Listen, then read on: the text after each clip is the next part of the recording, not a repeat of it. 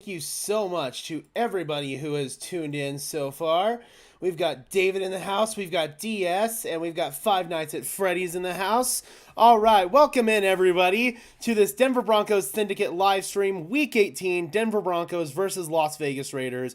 Denver Broncos trying to close out their season with a win, trying to snap their 7-game losing streak against the Las Vegas Raiders, also trying to achieve their first winning record since 2016. There's a lot to play for today, despite the Denver Broncos officially being eliminated from playoff contention last week after winning their game against the Los Angeles Chargers in Jarrett Stidham's first start for the Denver Broncos. Now, Stidham is looking to get into his second start for the Denver Broncos against his old team, the Las Vegas Raiders, who he started 2 games for last season and actually played pretty well. So I'm excited to see what happens in this game. I think that it's going to be an exciting game with a lot of points scored, and I think that there's going to be a lot for both teams to fight for in this one.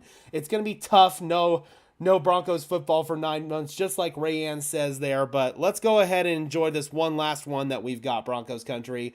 Thank you tuning in, Rayanne. We've got Big Ass Moss in the house saying, yo, how we doing? How we doing? All right, guys. Let me just make sure everything's all good here. Perfect. Anyone that tells you the Broncos, they prefer the Broncos to lose today has an extra chromosome. Well, listen, I personally wouldn't be upset if the Broncos lost. I'm going for them to win today, but I can also see the advantages for them to lose, man, because it would give them a better draft pick and a better position to get their franchise quarterback. They are going to trade up to get their guy this year. That's pretty reliable information that I have. They are going to make a necessary move to go up and get their franchise quarterback. Is it Michael Penix Jr.? Is it Jaden Daniels? Is it even somebody like Caleb Williams or Drake May? They may even trade up that high. We'll see what happens, Broncos country. It's going to be a really fun draft season going forward, but we still have one more final game to get through. Maverick says, at least I have hockey. Yep, and for me, basketball season's going to start, so I'm really excited. Dude, Rayanne, thank you so much for the 20 bones. I really appreciate you. You are amazing. Thank you so much, Rayanne. I thank you. I really appreciate it. I really have no words, but it's helps keep the lights on here on the Syndicate, and yeah, I really appreciate you. Thank you so much. No matter what happens, we will win. Absolutely. I totally agree, Maverick. I think that the Broncos are in a good position no matter what happens today. It's going to be really fun in this final game, seeing who fights, who shows heart, who shows tenacity, because these are going to be games where jobs are won and lost moving forward. You remember in the season finale last year where we played some young guys, just like Maverick pointed out in the pregame stream, and a certain guy named Jaquan McMillan emerged as a potential guy the Denver Broncos could rock with heading into the beginning of the season. He took that momentum into training camp, and he's just continued to thrive ever since then, and now Jaquan McMillan has the chance to become a budding star for this Denver Broncos team next year. I think that the sky is the limit for Jaquan McMillan as a slot corner, and that's the kind of potential that we could see from some of the young guys playing today. JL Skinner is active today. Devin Key, a young safety, is active today. There are plenty of other young guys that are going to have a chance to play in this one, and I'm really excited to see what they can do. Maverick says, please no Caleb Williams. Yes, he's talented, but his attitude concerns me. The Broncos won't be in a position to get Caleb Williams. He's going to go number 1 overall, and if it's not the Chicago Bears, it's going to be some team that gives up the farm to the Chicago Bears to get that number 1 overall pick. Personally, I think that's the more likely scenario. I think the Commanders might actually be a team that could sell their soul to get that number 1 overall pick from the Chicago Bears, and the Bears should do that, in my opinion, just because Justin Fields is really starting to put things together, and you have a chance to build a very strong roster around him. All right, guys, we are just about 5 minutes away from the game getting started here. Yes, a certain new player ended up on my profile picture. I can't see it, Maverick. Your avatar's too small on my screen. I think I see PS2, but I can't tell for sure. Thank you so much. I appreciate you, Five Nights. I thank you so much, man. I enjoy doing these streams. It's so much fun. Let's see here. Okay, cool. I just wanted to make sure that I'm getting chat from both platforms because I am streaming on my second channel as well for this game. In fact, I just want to make sure that that's all good. Let me know, guys. Do you expect the Denver Broncos to make a strong move for a quarterback this offseason? I think that they're going to make pretty much any move that they need to make, trade whatever they need to trade. The Broncos are done sitting in quarterback purgatory. I really think that the Broncos are going to make that move, and I have some reliable information that says so, but I'm curious if you guys think the Denver Broncos are going to make said move. All right, just while I check this real quick here. Sorry, guys, bear with me. We got Timur who says, in the streak, beat the Raiders. That's absolutely how I feel. Again, the Broncos really are in a true win-win scenario here. Okay, this is weird. Okay, yeah, I don't know. I don't know why that is doing that. It's all good. We'll just rock with Syndicate. We ended the streak to the Chiefs. If we can't end the streak to the Raiders, then that is concerning. Ending 2 streaks in one season would just be the cherry on top for a wild season. 100%, man. I think that the Broncos, that's been the theme of this entire season, is ending these streaks, just getting this bad juju and getting monkeys off of our back. And I think that that's the Broncos mentality heading into this one. You know, Jarrett Stidham is going to want to go in there and light up his old team. They had the opportunity to re-sign him in free agency as sort of a bridge quarterback this season. Instead, they went with Jimmy Garoppolo. That's a move the Raiders are sorely regretting, and I think Jarrett Stidham wants to go in there and make Mark Davis regret it just a little bit more by sending them off with a loss. However, if the Raiders lose, that does put them in a better position to draft a quarterback. So if the Broncos were to lose, they would in essence beat the Raiders in terms of the quarterback race. So either way, you're beating the Raiders if you think about it. I really am kind of more in the consensus of, yeah, I'd like to see the Broncos get that 9-8 record, but I wouldn't hurt my feelings at all if they ended up losing.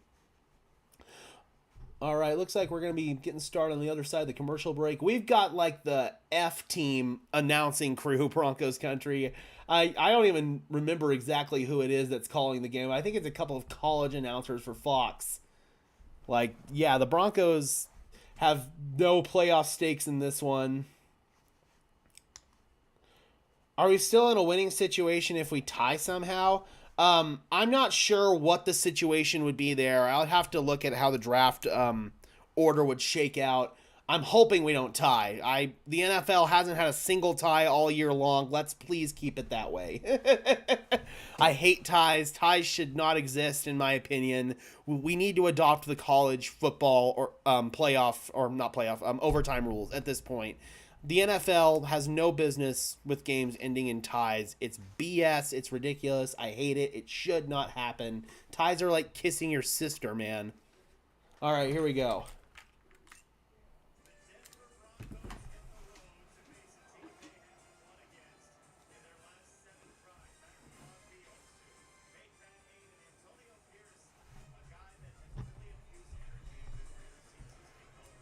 All right, here we go, guys. Jason Benetti and Matt Millen. Okay, at least I know Matt Millen. I have no clue who the hell Jason Benetti is. I'm assuming he does play-by-play for college. Of course I know who Matt Millen is. Matt Millen's the ex-GM for the Detroit Lions. He used to be a play-by-play or a color commentary guy back in the day. I think he called with Dick Stockton, if I'm not mistaken. It was way back in the day.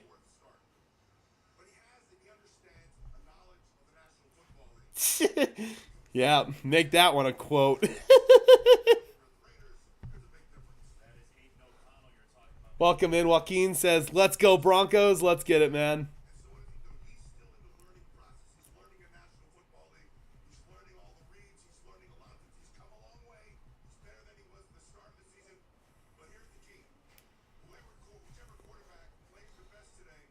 Yep, obviously these two teams are much different than the Broncos and Raiders teams that matched up in week 1.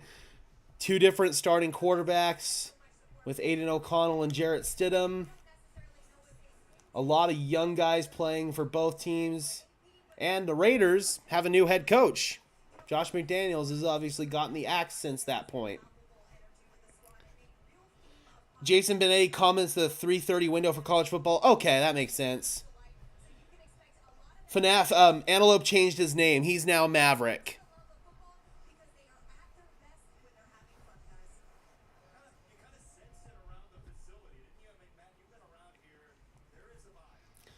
All right. Broncos set to receive first. One of the rare times that they will get the football to open the game. Marvin Mims is back deep. He missed last week with an illness and an injury, I believe. Daniel Carlson set to kick it off, the native of Colorado Springs. Let's have a fun game, Broncos country. Carlson boots it away, and Mims will bring it out. Marvin Mims is across the 30 to about the 32-yard line. Red Zone showed it a little bit before my TV did. There he goes. And out comes Jarrett Stidham. The ex-Raider started the final 2 games for the Raiders last season, went 0-2, but played well in both of those games. Last week against the Chargers, he was 20 for 32, 224 yards and a touchdown. I thought he did a really good job operating pre-snap at the line of scrimmage last week. Accuracy was a concern, had some balls behind receivers. Let's see how Stidham can play in this one. First down and 10. Jerry Jeudy goes in motion to the right side. Stidham is in the gun. Making a check at the line of scrimmage, pointing out 39, Nate Hobbs. Stidham stepping up in the pocket, which he does really well, and he throws a little bit short there, trying to hit Javonte Williams in the flats. This is Javonte's first game back in Las Vegas, where he tore his ACL last season. So he's also somebody who maybe is looking to have a big game in this one. Kind of a slow season for Javonte in his first year back. I think next year is going to be a much stronger year for Javonte Williams. Mims is in the Pro Bowl for special teams. Wish he could be one as a wide receiver as well. 100%. All right, now Jaleel McLaughlin is in the backfield. Stidham is under center. Michael Burton shifts into the backfield. Stidham kills the play. Play clock snaps at 1. And Jaleel McLaughlin looking for some room. Can't find any. And makes it about a yard shy of the line of scrimmage. Loss of 1. And brings up third down here. Raiders with the 18th overall ranked defense. Max Crosby is somebody you have to account for on every single snap. Bobby Spillane, Divine Diablo, Luke Masterson are the linebackers. Nate Hobbs, a really strong corner for them. We've already talked about him a little bit in this game. Third down and 11. Stidham with a back lined up to his right. 2 receivers set to the right. Fires to the left side and incomplete.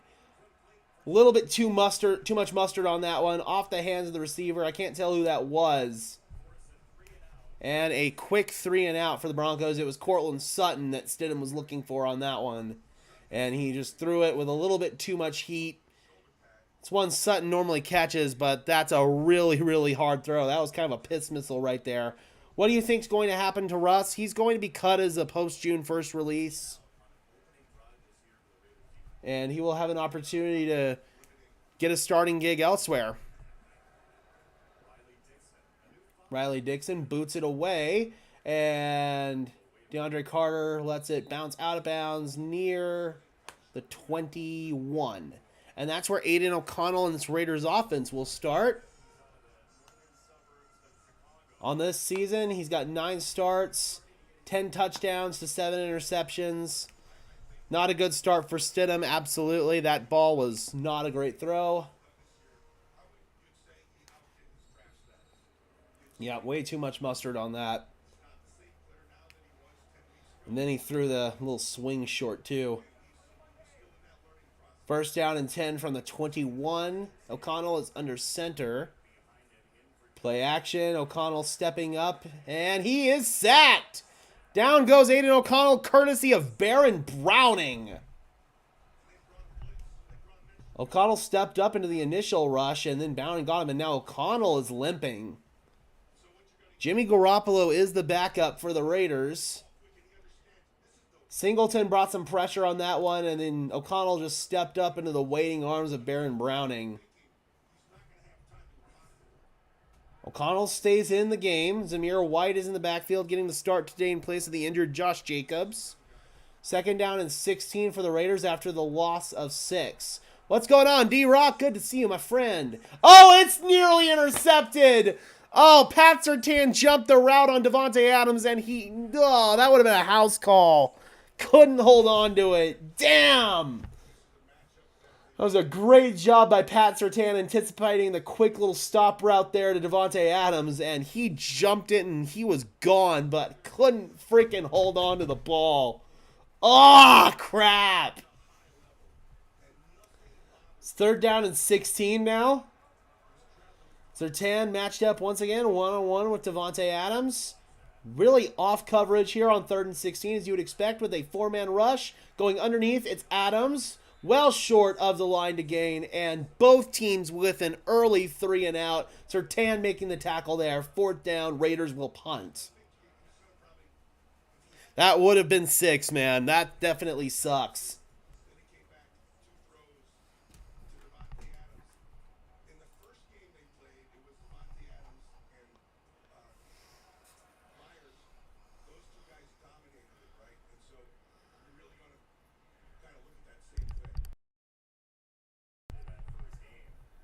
All right, here is A.J. Cole to punt. It's a high kick. Ooh, man, booming it. And out of bounds. And where are they going to mark it? At the 11-yard line. What a punt by A.J. Cole. Jesus Christ, how many yards was that? That was a 66-yard punt by A.J. Cole. That was extremely impressive right there. Man, that was a great job. So, Broncos are going to be backed up at their own 11-yard line for their second offensive possession. Jarrett Stidham with a throw short to Javonte Williams on a little swing on the first play of the game. Then also sold one short on, or actually a little too much mustard on it, on a little comebacker to Cortland Sutton on 3rd down. So hopefully we can get a little bit more of a consistent second drive here from Jarrett Stidham. That was nuts. I mean, God, I haven't seen a punt like that in quite some time. Maverick says 83 yards was that was the gross, right? Or it was a 63 or 66-yard net.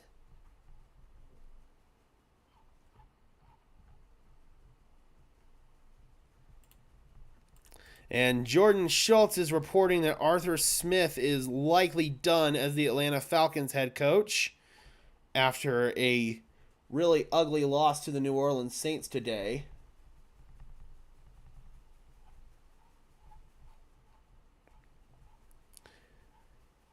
Let's check Tankathon here. Let's see where the Broncos are currently sitting.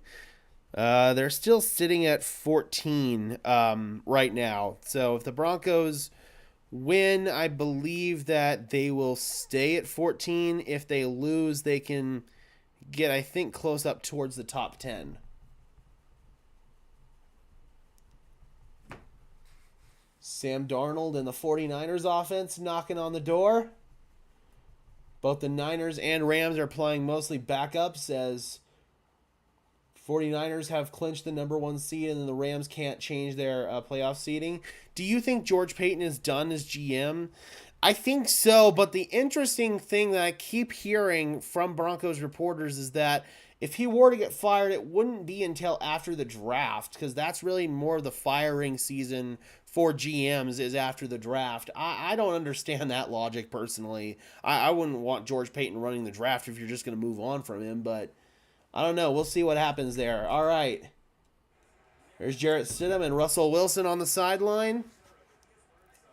Stidham is under center for this first play of the second possession for the Broncos. And they're going to run it with Javonte Williams. Cuts towards the left. Surges forward. Keeps grinding. Javonte refusing to go down. And finally pushes the pile for a gain of about 7 yards. Really nice angry run there from Javonte Williams.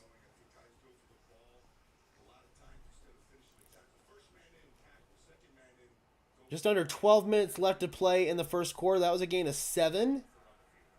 Maverick says hopefully George Payton is gone. I personally feel like he should be gone. Stidham making a check.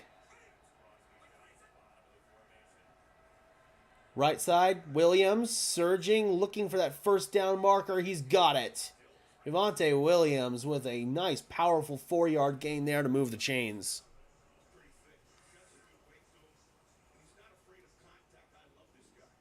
Good block right there by Nate Atkins on Max Crosby.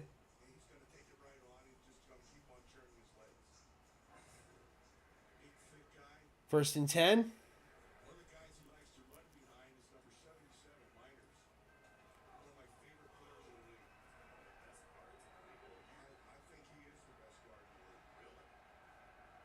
From the 22-yard line, heavy personnel to the left side. Marvin Mims shifts to the right. Jarrett Stidham fakes the handoff, setting up a little dump off here to Williams, and he gets met after a gain of 1.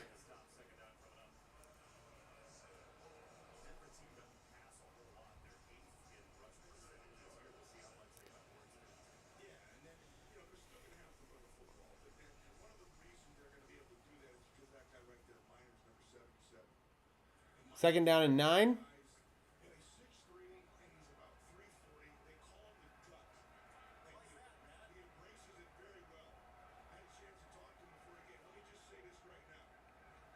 Stidham in the gun.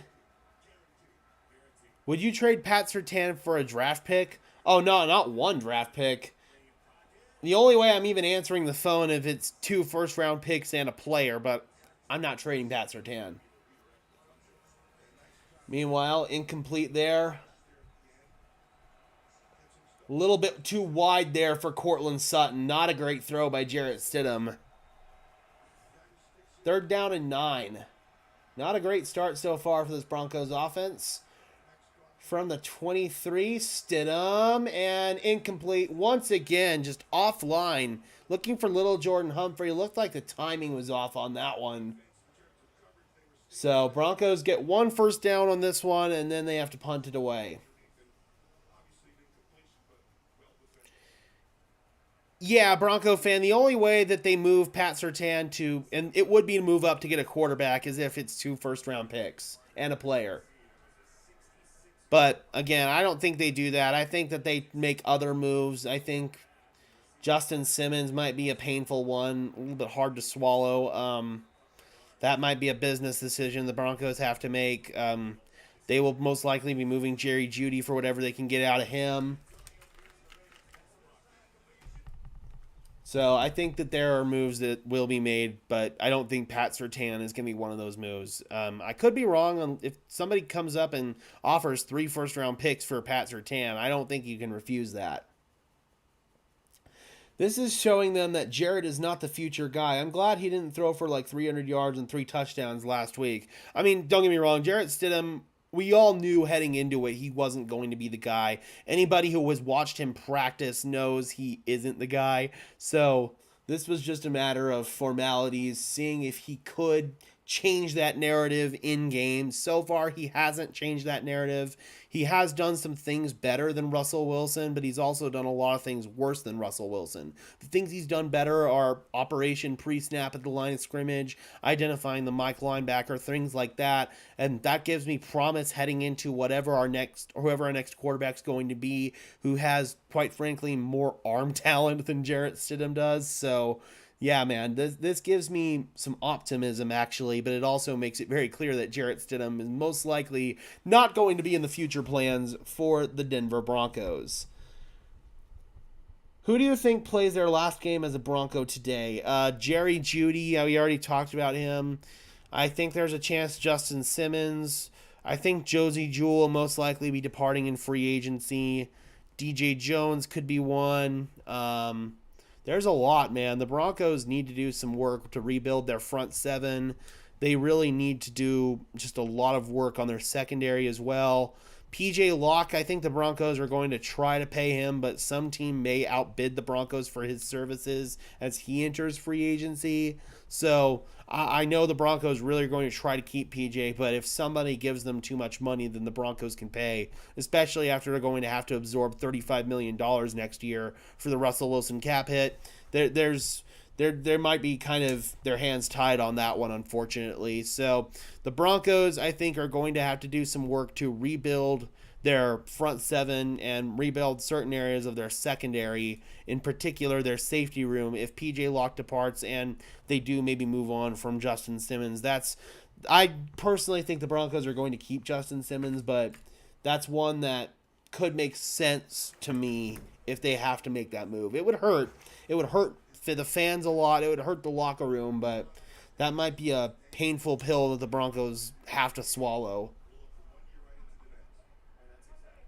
All right, 1st and 10. O'Connell is at the 22 under center, hands it off to Zamir White, and he lowers his shoulder for a gain of 3. Tackle made by Josie Jewell and Alex Singleton.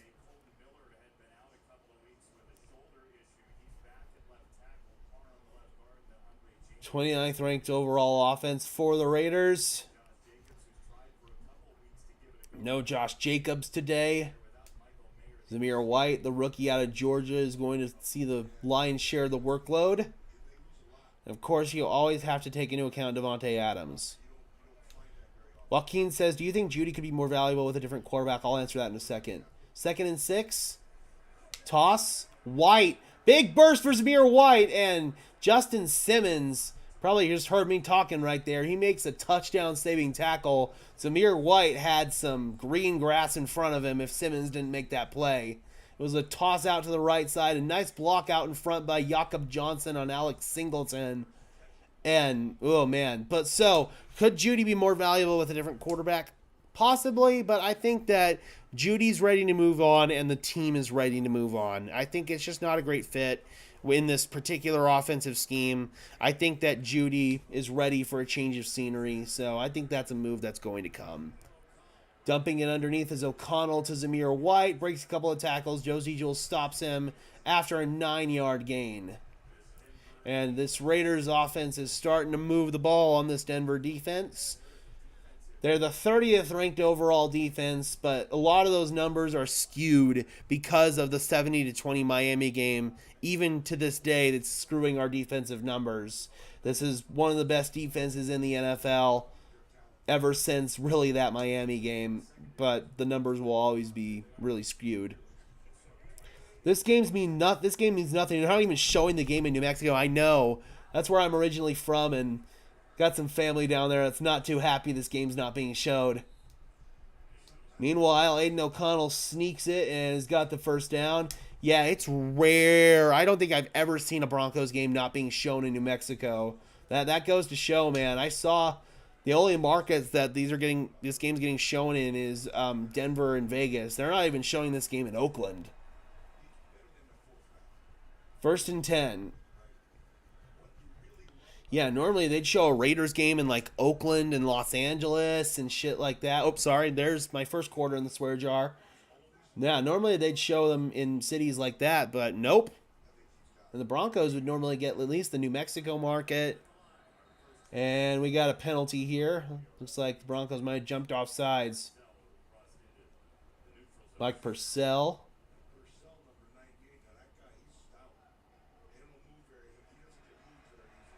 Yeah, Mike Purcell with encroachment right there. Our referee today is Sean Hockley.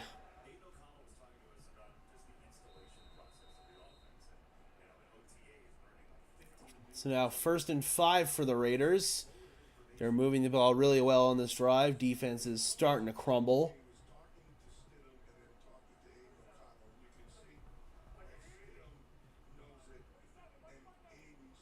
Aiden O'Connell identifies Josie Jewell as the Mike linebacker. Devontae Adams in motion to the left side. And leading the way right there for Zamir White is Adams. And White picks up another first down into Denver territory to the 40-yard line.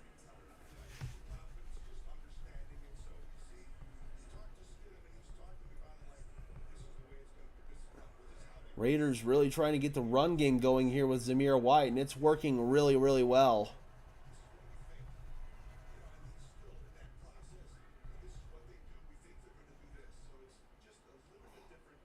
First down and 10.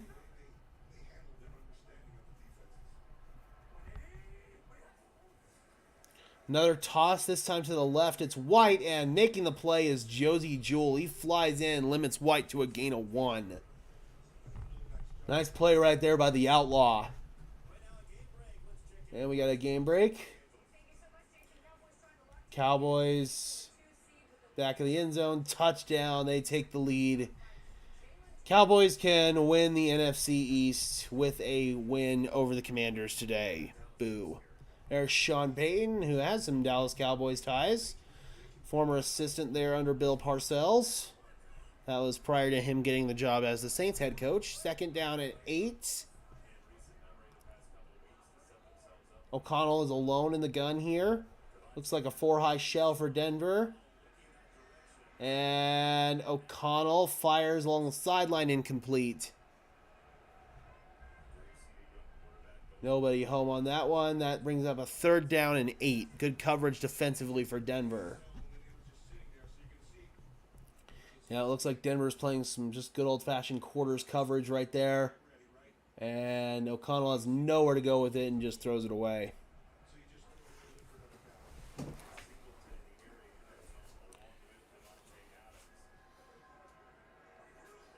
Third down and 8. Surtain matched up. Press coverage with Adams at the top of the screen. O'Connell fires, and that is complete along the right side. Trey Tucker working on Fabian Moreau, a little comeback route there, and that moves the chains. A really strong drive so far for the Raiders. Not great defensively for Denver. Fabian Moreau has not been good these last few weeks. It was just kind of an out route, actually. Moreau had bad leverage. Just really easy pitch and catch right there. First down and 10. 8 plays, 50 yards, 5 minutes off the clock so far for the Raiders on this drive. From the 28-yard line, O'Connell fires, and he's got Trey Tucker again, getting the rookie out of Cincinnati involved. Fabian Moreau's starting to get cooked, man. Low throw from O'Connell, but Tucker's able to come back for it and pick up 8 yards. Yep, they get him in motion on that one and isolate him on Fabian Moreau with off coverage. That's too easy for the Raiders.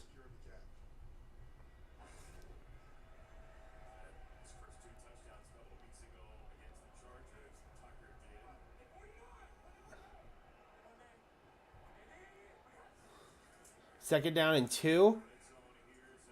Handoff. Zamir White grinding forward and gets inside the 25. DJ Jones makes the tackle on that one.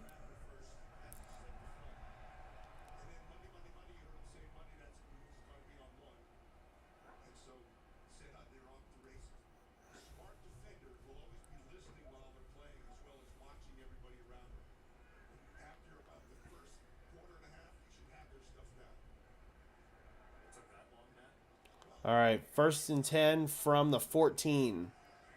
Toss, White, and tackle made right there by Alex Singleton after a gain of 2 or 3.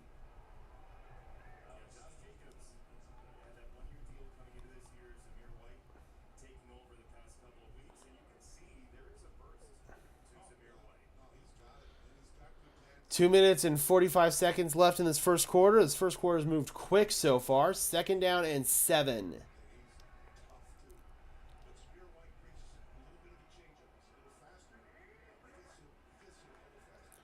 Play action. O'Connell fires into the flat. That is complete. That is the tight end Austin Hooper. Simmons makes the tackle. And Hooper gains about 5 yards. Denver's playing too much soft zone coverage. I totally agree. That time they tried to do a little bit of a blitz, and they got Simmons isolated on Hooper on that one.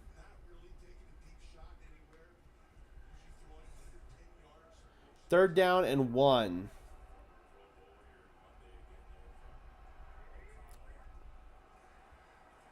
Oh, looking to throw. Jacoby Myers. Now he can run it back in if he wants to. He's got the first down. Jacoby Myers has a touchdown.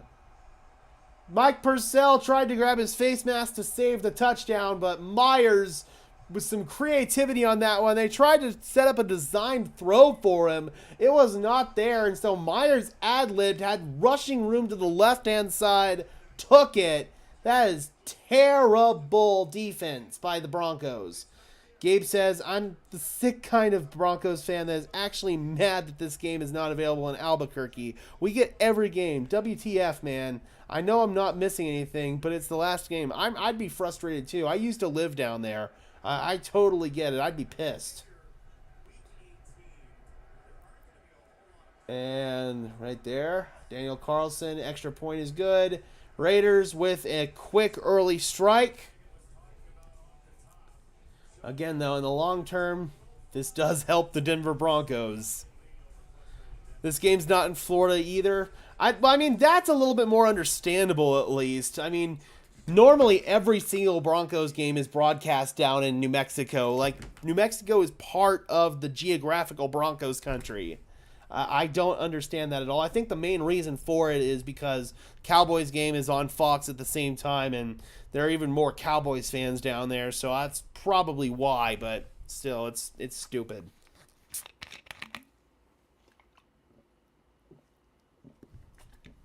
Broncos fan says, that's why Joseph can go. That's why that was pathetic. That did look like our defense from the first couple of weeks of the season. I lived in New Mexico too, near Las Vegas, now in Atlanta. Only get to watch the Broncos on prime time. That sucks. Yeah, I was born in Las Cruces. I was raised in Silver City. Losing to Aiden O'Connell is ridiculous. Yeah, man, that was some bad defense right there for sure. But again, a loss does benefit the Broncos long term. It helps get them better draft position and actually helps us jump the Raiders, because the Raiders are going to be one of our top competitors in the quarterback market. Yeah, 100%, Joaquin. The fact that they're not showing this game in New Mexico is kind of ridiculous, honestly. Why does Fox have an AFC game? So this year, they've kind of stopped doing the whole CBS has NFC, or CBS has AFC, Fox has NFC. Or at least they said they were. They kind of still did it for most of the year, but those networks don't have exclusive rights anymore, even though it kind of did for the most part work out, as CBS got AFC, Fox got NFC.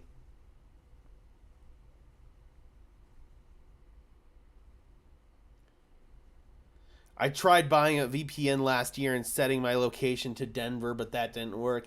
Yeah, your best bet's probably an illegal stream or NFL Plus. If we jump the Raiders, then I'm taking Daniels. Oh, God, yes. Yeah, Jaden Daniels is my number one quarterback in this draft so far. That out of the guys that I've evaluated, I'm smitten over Daniels, and other guys are going to have to do a lot in order to trump Daniels at this point.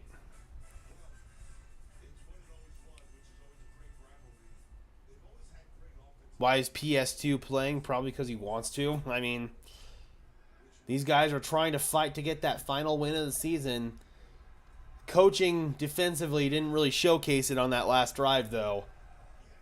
Meanwhile, nice tackle on Marvin Mims right there. That was the linebacker Luke Masterson for the Raiders. And here comes Jarrett Stidham and the Broncos for their third offensive possession. Stidham is 1 for 5 for 1 yard passing so far.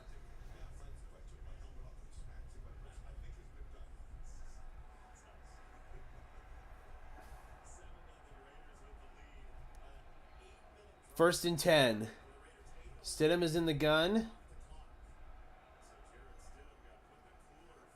Toss here to Jaleel McLaughlin to the left side, and Jaleel looking for some space. He finds it. Jaleel McLaughlin out of bounds near the 20. Gain of 3.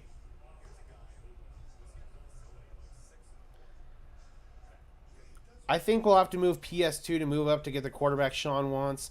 Not necessarily. You might have to move a Justin Simmons, though, and I know that would be painful, but me personally, if I have to pick which one I'm moving Simmons as opposed to PS2. You'll probably get a second-round pick for Simmons, trade a first and a second this year, and then at least a first and a third next year, and I think you can get the job done. Play action, Stidham fires complete.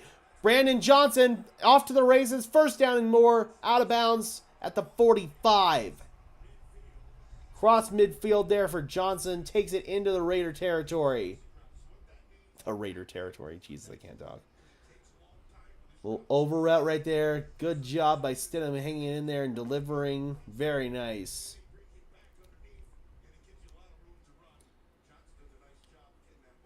And that's what Sean Payton does appreciate in Jarrett Stidham, is his ability to hang in the pocket and make those kind of throws. Just his second completion on the day. Broncos are out in business at the 45. Faking it. Stidham rolling right, setting up to throw. It wasn't there. He just has to launch it out of bounds. And oh, he's just adjusting his stock. I was going to say, is Stidham shaken up? If Stidham gets hurt in this game, oh yeah, he took a big hit right there, man. If he gets hurt in this game, Russell Wilson's going back in. Ben DiNucci is not active today. That is the risk the Broncos are running by making Russell Wilson the backup. If he goes back in there and gets hurt, they're on the hook for a lot of money. That is why I would have just completely deactivated Russell and made Ben DiNucci the backup.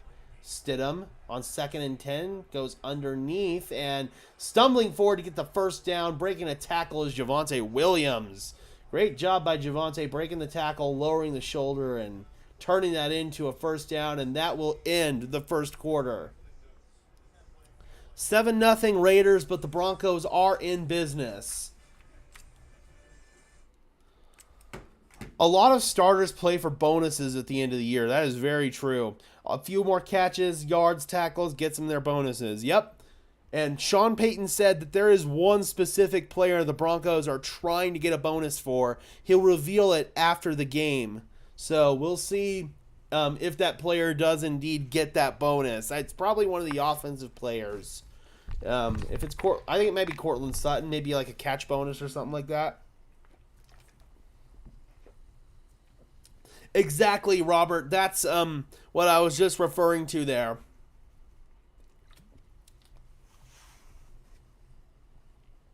All right, so Broncos are now in business on this drive. Let's see if Tankathon has updated the draft order here. Yep, so the New England Patriots, they should be in position here to clinch the number 2 overall pick. They're ahead of the Commanders for the contention. It's 4th and goal over in Washington right now. They're trying to play spoiler and keep the Cowboys from winning the NFC East. The Commanders are. In what has been a lost season for them. This is most likely the final game of the Ron Rivera era. And they have a touchdown. Brian Robinson. There we go. All right, so the Washington Commanders extra point away from tying things up here. And that would potentially give the New England Patriots secured the number 2 overall pick. Or actually, they might have it just no matter what. I don't know if they've secured it or not.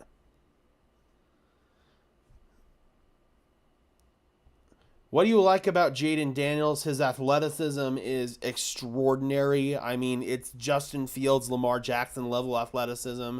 His processing is getting better. I love his arm talent. Just he's getting better at playing the quarterback position, not just relying on his athleticism, which is something that's really encouraging to see. I think just on upside alone, Jaden Daniels is got franchise caliber potential. I'm not saying that somebody like Caleb Williams doesn't, but I think just in terms of the whole package, Jaden Daniels has it. All right, we are back.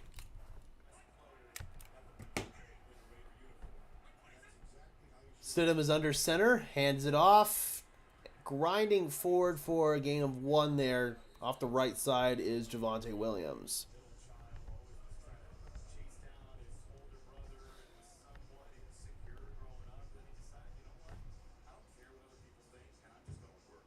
Max Crosby making a tackle on that one. 2nd and 8.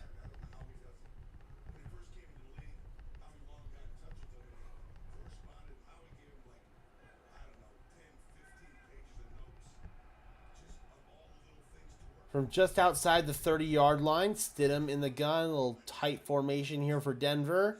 Stepping out of the pressure from Crosby is Stidham and is able to get it underneath to Javonte Williams. And Williams has a first down.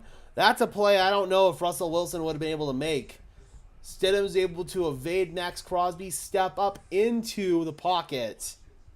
Cam Fleming got beat on that one, but Stidham remained calm, kept his eyes downfield, which is key. And that's some of what Stidham did really, really well. A very similar kind of play to the one that little Jordan Humphrey had the touchdown on. Very, very nice play right there from Jarrett Stidham. First down and 10 from the 22. I formation.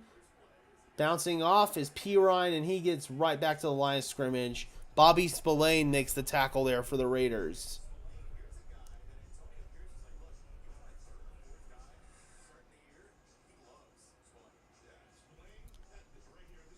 Yeah, that was a great play by Spillane.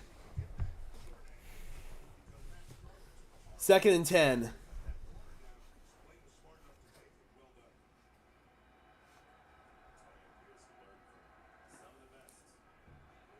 From the 22-yard line, Cortland Sutton shifts. 3 receivers to the right-hand side. Stidham fires underneath. It's Judy, and Judy corkscrews for about a 8-yard gain. 3rd down. Judy is upset. Our run game does leave much to be desired, and some of it's blocking up front. Some of it is personnel issues at the running back position. I think that that's a position that will also see some movement this offseason for the Broncos. 3rd down and 2. And Stidham fires left.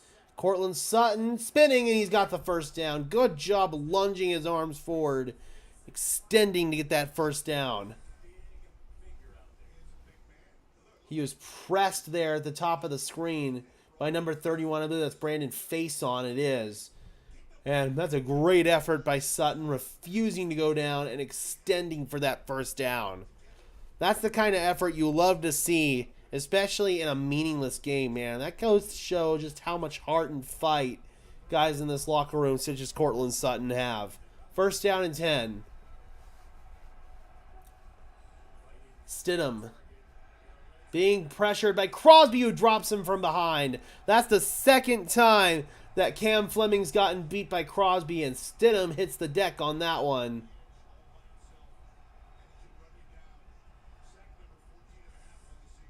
.14.5 sacks for Crosby.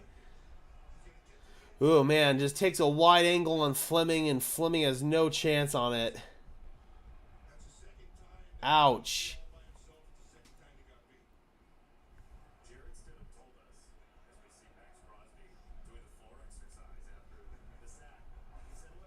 Second and 22.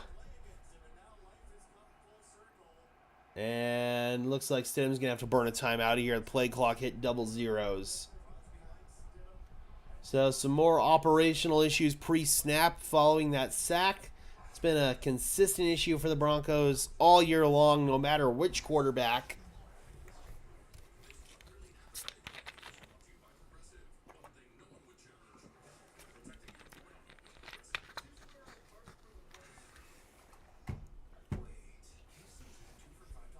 Sean Payton with the readers on. Meanwhile, Touchdown, Green Bay Packers, Dontavian Wicks. And 49ers looking like Elijah Mitchell. Did he break the plane? He did not. First and goal. Make it second and goal for the Niners.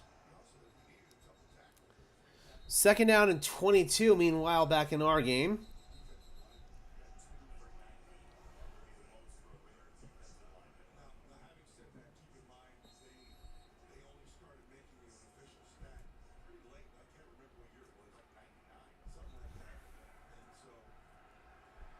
'89 tackles on the year for Max Crosby. That's impressive.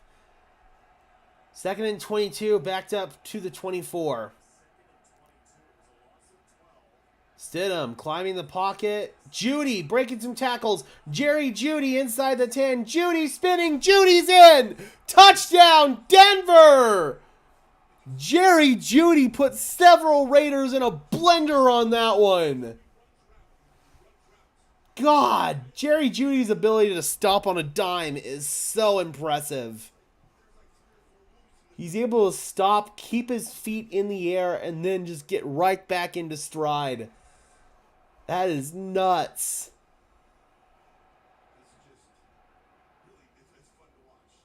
This has a little bit of room. Breaks 1, 2 tackles. Spins into the end zone. 3 broken tackles. That is impressive stuff right there from Jerry Judy. A good block up ahead by Lucas Kroll to spring it. Love it, man. Love it, love it, love it. Here's Will Lutz. Had those week 1 bugaboos against the Raiders, and his first extra point is good. There we go, man. What a play by Jerry Judy, and he's making a statement game here, and potentially his final game as a Bronco, but if he keeps making plays like that, he's going to make it a much tougher decision for the Broncos. Judge Judy laying down the hammer, as Maverick says. DJ says, look, I'm fine with us going in the draft for a quarterback and offensive line. That's it. We can find a wide receiver in free agency. Yeah, I mean, it's a little bit tougher to find a good wide receiver in free agency, but if you're looking for a number 2 guy to pair with Cortland Sutton, then you can maybe find that. But if you're looking for a true alpha number 1 guy, I don't think you're going to find that. Yeah, man, that was a great job right there from Jerry Judy, and who knows, maybe with a different quarterback in here, he is a better fit in this particular offensive scheme.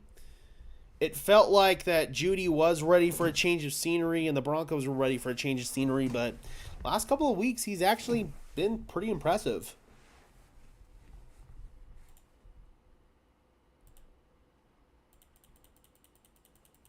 Yeah, very, very nice right there.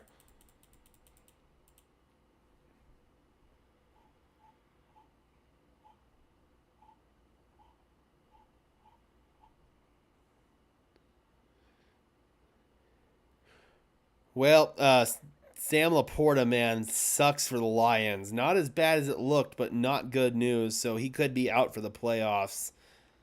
That definitely sucks for the Detroit Lions, man. And Jalen Hurts went into the medical tent. That's not good.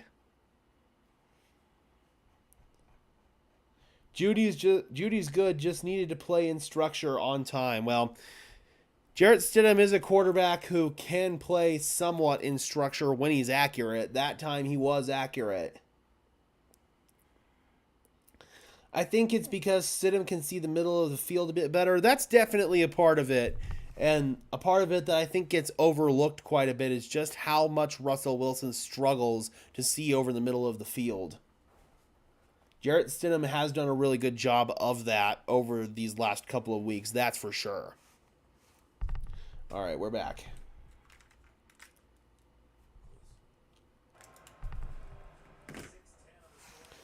Six minutes and 10 seconds off the clock. 11 plays, 84 yards on that drive. Stidham was 6 for 7, 91 yards, and Jerry Judy catch. Or not 91. Hold on, what was the number again? Give me the stat again, damn it. 10:34 left in the second quarter.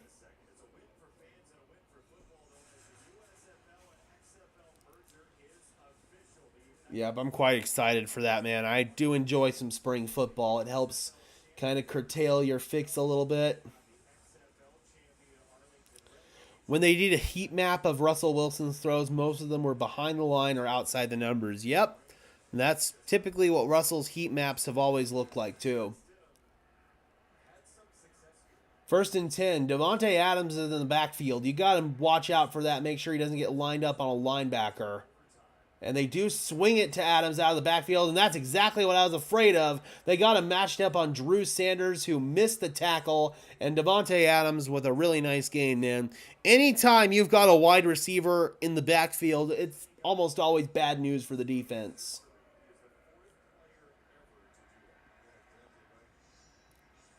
Yep. Got him matched up in space on Drew Sanders, and that was a pathetic tackling attempt right there from Sanders.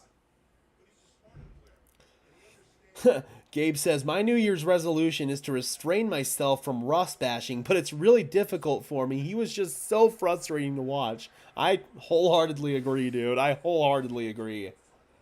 Zamir White looked like an end around right there. I didn't exactly see the play. And Davante Adams, they got a little shaken up on that one.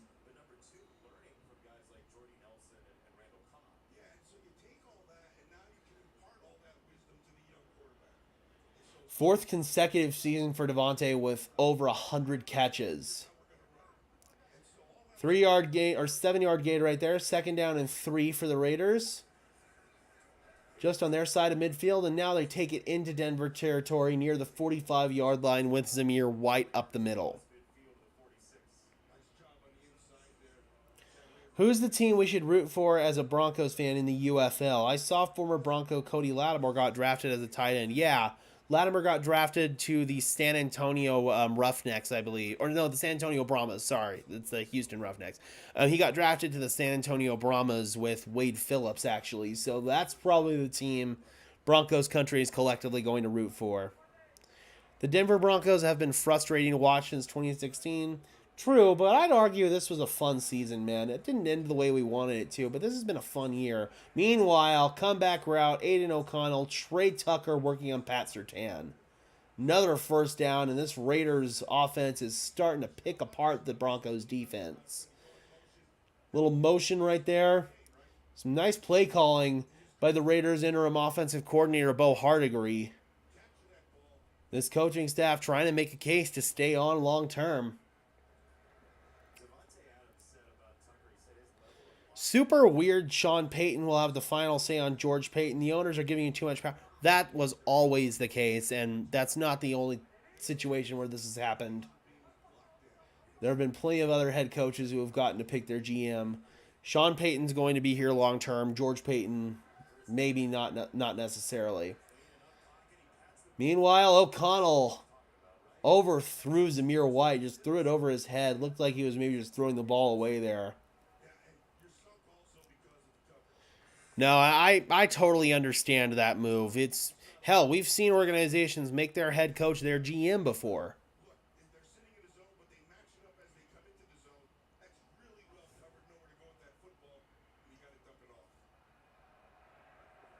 There's Jimmy Garoppolo.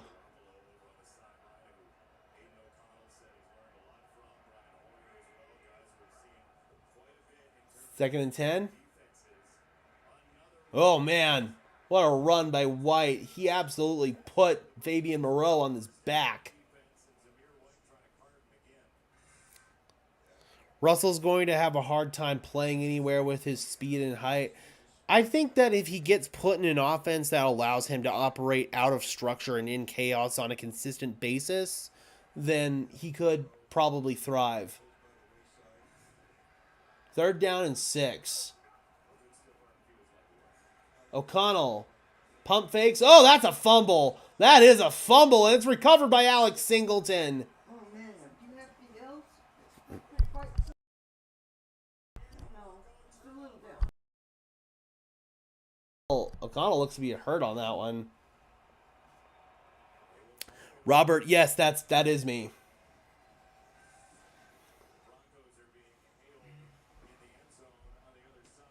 Yeah, that is totally a fumble. It looked like he just dropped out of his hand.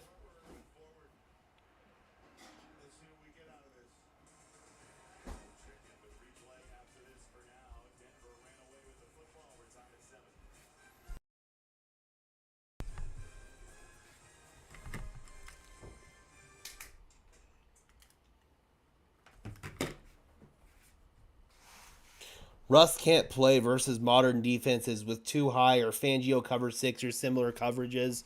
Yeah, 100%, man. He's always struggled against middle of the field open coverages because he can't throw over the middle of the field.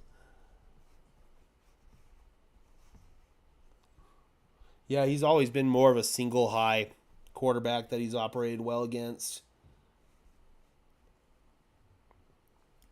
Russ needs a strong run game to lean on. His numbers this year are better than the year he beat us in the Super Bowl. Yeah, but you have to peel beyond the numbers, man. Russell Wilson in that year was a much more athletic player. He made plays with his legs. He was able to extend plays.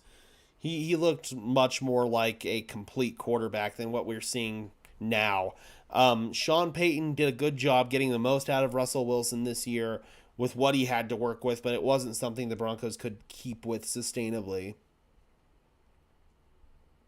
Only real ones remember when Sparkin Sports was sparking over Broncos. Yep. Maverick's been rocking with me for a long time, man. Doing well, Vaughn Miller. Hope you are doing good, friend. Family is doing well. Hope everyone is doing well in your clan. We're just sitting here waiting for the Broncos to get back on the field after the fumble recovery by Alex Singleton. What do you think we should do in the draft? Say we're at pick 14 with Bo Nix and Michael Penix available. Who are we taking? Okay, listen. So I haven't evaluated Bo Nix yet, and I've only seen one game of Penix, and it wasn't the Texas game. I'm going to go evaluate the Texas game probably next week, and we'll go from there. So right now I can't fairly answer your question. I did hear a lot of good stuff, though, about what Michael Penix did against Texas. Hopefully it boosts my stock on him because my initial evaluation in his first game against Oregon was not that impressive. That's why he's deer in headlights on most third downs when he's forced to make multiple reads. We've had to suffer through it for the last 2 years. Yep. Russ has always been a one-read quarterback, especially against too high coverages. And if that one read's not there, good luck.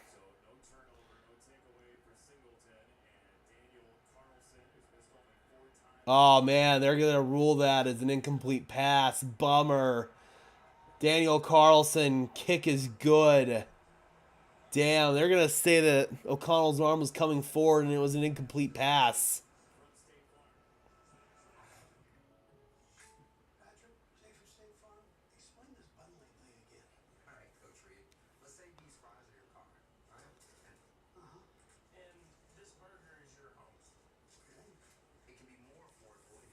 Penix is Tua with a stronger arm. That's fair. EBK, I'm also been trying to focus my attention on my second channel, Sparkin Sports Football. That's been my main focus really these last couple of weeks has been that channel. That channel's been doing really, really well. So, yeah, unfortunately, Syndicate's been on the back burner a little bit these past couple of weeks.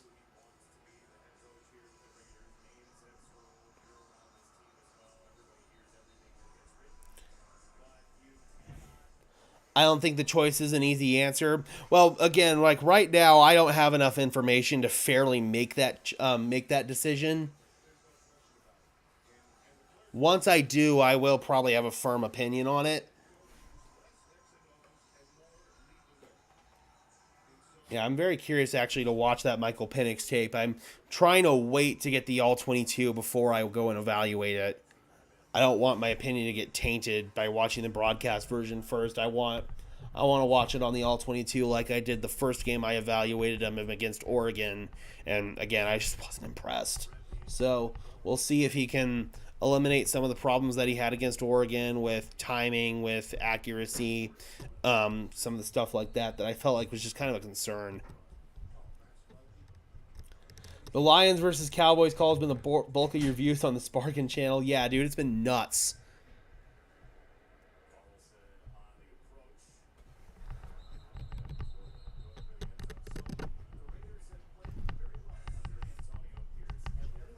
Yeah, that channel has been growing like insane the last couple of weeks. been that video. I've gotten some Broncos content up there as well. That's actually done really well. Like the why was Sean Payton yelling at Russell Wilson. That one did really well. I got 2 really good videos out of the Lions Cowboys call. That was funny, Robert. That was funny. All right, 1st and 10 from the 25-yard line. Little Jordan Humphrey goes shifting to the left. And Jaleel McLaughlin with a head of steam surging forward to the 30 for a gain of 5.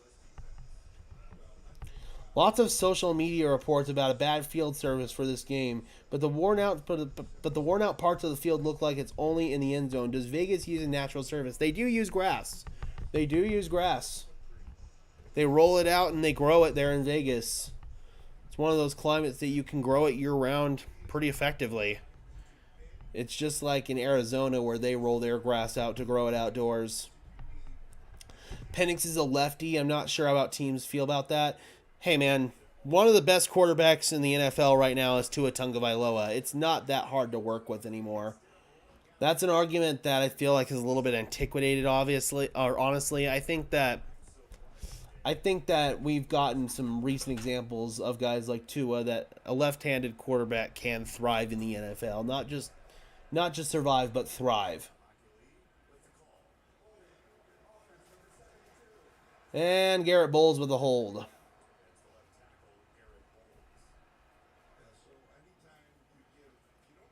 Somehow my most popular video was a live reaction of the Broncos losing to the Raiders at the end of the 2020 season.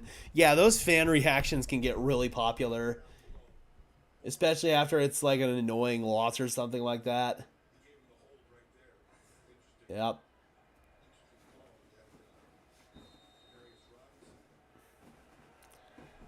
I'll have to see that play again. I wasn't sure about that call. 2nd and 14. Chunks were coming up off the field. I did see one incident just a few plays ago where a bit of the field came up. Uh-oh. Stidham's in trouble, and he is just going to have to go down. Caught from behind right there. Looked like that was Tyree Wilson, Raiders' first-round pick this year. And Stidham, little gimpy after that one. It's 3rd down. Stidham with a pump, and looked like his read wasn't there. He tried to take off, but Wilson caught him from behind.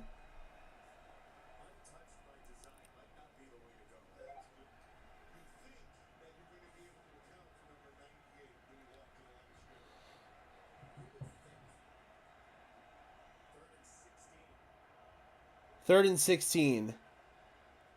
Going underneath. Marvin Mims with a first down.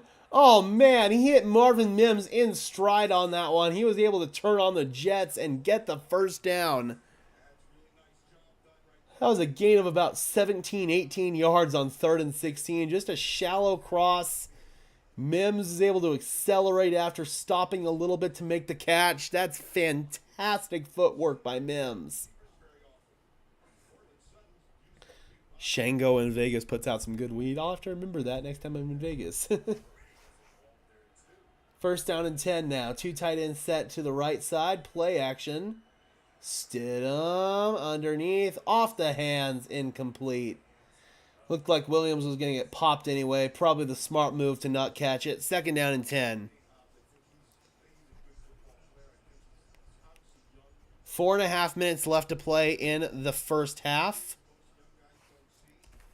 And while we're on that note, let me just make sure that my halftime screen is good. It is. Cool. All right, Jaleel checks in now. 2nd down and 10. Stidham with a toss to Jaleel, and that is sniffed out. Malcolm Kuntz makes the tackle there for the Raiders. Do you think Bowles will get a new contract, or is he gone when his contract's up? I think the Broncos might actually approach Bowles about an extension this offseason, try to get some short-term cap relief. His cap numbers are kind of manageable right now for a left tackle, but still, I think the Broncos, a little bit more long-term, want some relief, so they might approach him about an extension to A, get that relief, and B, ensure that he ends his career in Denver. 3rd down and 11 now from the 34. Stidham in trouble, climbing the pocket. Stidham keeping his eyes downfield, and he's brought down. Isaiah Polamau. DB gets home on that one. Jarrett Stidham trying to keep his eyes downfield. He had nothing down there. Eventually has to eat the sack. Here's the behind the line view of it. Oh, yeah, he had nowhere to go on that one. That's a coverage sack all the way. 4th and 19. Riley Dixon boots it away and out of bounds. Let's see where they spot it. Looks like it's going to be inside the 20. Yep, that was a coverage sack all the way. They brought Polamau on the blitz right there, and time ran out for Jarrett Stidham on that one. I think we have more options on 3rd and long with Jarrett Stidham since he can read more concepts. Absolutely. And even when the protection breaks down, he can actually keep his eyes downfield, and he seems to be way more in sync with his guys on scramble drill. Yeah, I agree, Von Miller. I think that the Broncos do give Garrett Bowles an extension. He's been one of our most consistent performers on the offensive line this year. He's been a big part of why our offensive line has performed well. You absolutely have to reward him for that.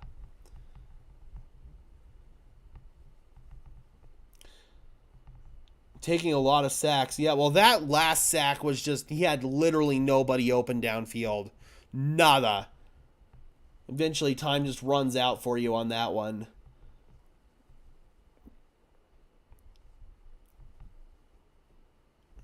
Last one was a protection breakdown by Cam Fleming. Stidham did hold on to it a little bit too long, but still. Some of those sacks that Stidham's taking are, some of them are kind of reminiscent of Russell Wilson a little bit.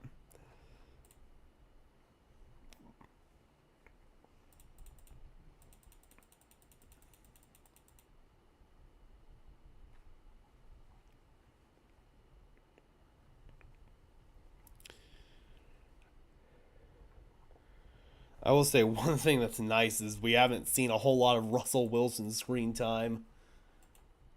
I only watched the condensed version of the TV copy on the last game, but I could imagine Russell Wilson was shown quite a bit. Is Vance Joseph retained as defensive coordinator? Absolutely. I don't think that's been in doubt ever since really week 5. Or week 6, whenever the or week 7, yeah, after the 1-5 start when the defense started to turn around. Eventually, all the weeks start to get just kind of jumbled into the same.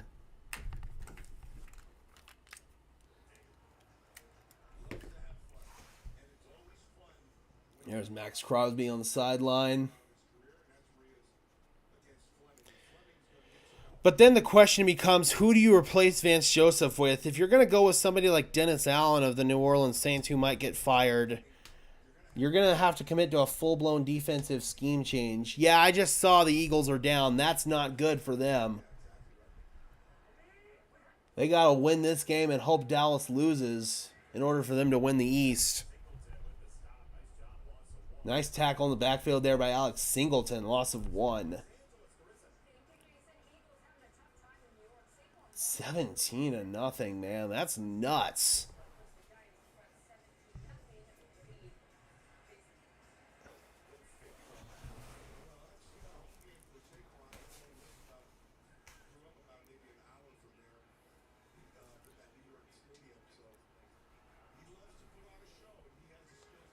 Second down and 11. O'Connell fires, and that's behind. Looking for Jacoby Myers on the corner route there, and Fabian Moreau had a little bit of a beat on there, but that was an errant throw right there by Aiden O'Connell.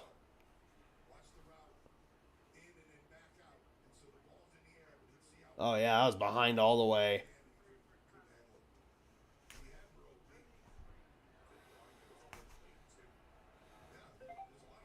I just don't think Vance Joseph blitzes enough. He was there during the 5-game winning streak. During the course of those games, he was blitzing like one of the most blitz-happy coordinators in the NFL. 3rd down and 11, and VJ's defense gets the stop right there. They just throw a little underneath screen. That's not going to get the necessary yardage. Zach Allen makes the tackle. Denver pops the timeout. They're second. And the Broncos are going to have 2 minutes and 31 seconds, 1 timeout plus the 2-minute warning. He plays too much off soft zone coverage. Again, there's a point during the year where he got off of it and the Broncos defense was thriving. Last couple of weeks, it feels like he's gone back to the soft zone stuff, especially in this game. And I can understand why. You don't want to play man coverage against Davante Adams all game long, but you could start doing more combo coverages, stuff like that, really try to counter it. 4th and 7.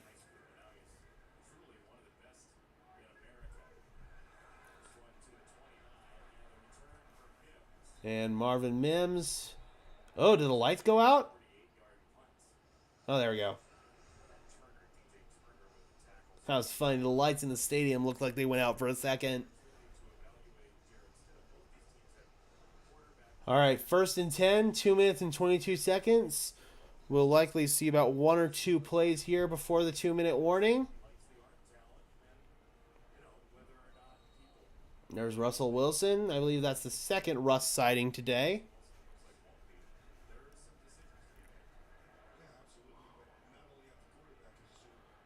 Three receivers set to the left side for Jarrett Stidham.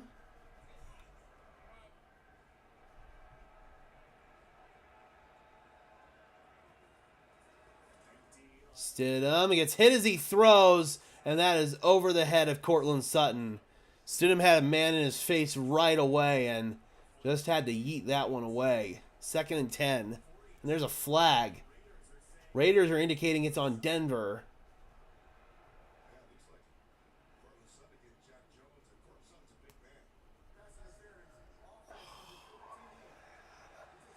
They got Cortland Sutton for a push-off.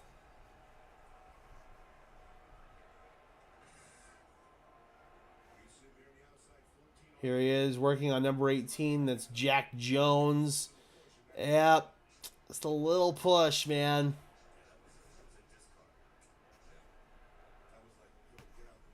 Yep. Ah, damn, that sucks. So that backs Denver up. 1st down and 20 now from the 29. Stidham climbs the pocket and gets hit as he throws. It's errant once again for Pirine. Stidham has taken quite a bit of heat on this opening half and has gotten a lot of errant throws as a result. And it looked like he was a little bit gimpy again after that one, man. We might see Russell Wilson in this game. 2nd down and 20.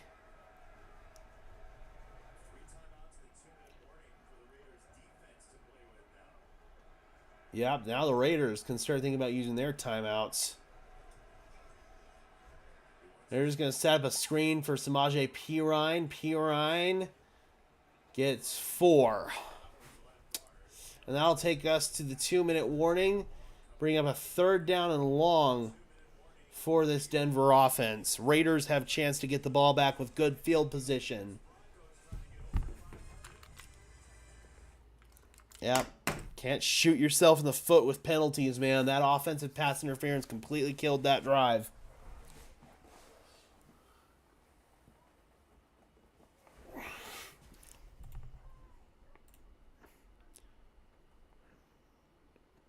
Yep, right now the Denver Broncos hold the number 14 overall pick. They could keep that pick if they win today, or I believe they can shoot up towards the top 10 if they lose. That is per Tankathon. So, pretty much no matter how you look at it, it's a win for the Denver Broncos. But I know that collectively Broncos country wants us to snap this losing streak against the Raiders and also get our first winning season since 2016. Vance Joseph plays his defense too conservative most times. Again, man, it's like he's got it in him to not play a conservative defense, and when he has the personnel that he trusts, he doesn't play conservative. So that's why I'm leaning towards keeping Vance Joseph, because we've seen him not play conservative and it's worked out well for him. The question is, will that sustain itself heading into next year? I just don't know if you have better options on the market than Vance Joseph at DC. I just don't know if you do, unless you want to go to Dennis Allen, who may or may not get fired. And if you do, then you're going to have to commit to a full-blown schematic change defensively to a 4-3. So I just don't know if the Broncos are willing to do that. If the Eagles and the Cowboys lose, the Lions are the number 2 seed. Yep, that is correct. Right now, Dallas is unfortunately leading against the Washington Commanders 14-10, but Washington is driving right now. I also know that the New York Giants are leading the Philadelphia Eagles. Yep, they're flashing that game right now here on Red Zone. It's 17-0 still. Oh, no way. No way. Oh, big play out of the backfield. Saquon Barkley. And they just scored. The Giants scored. All right, we're back in Las Vegas.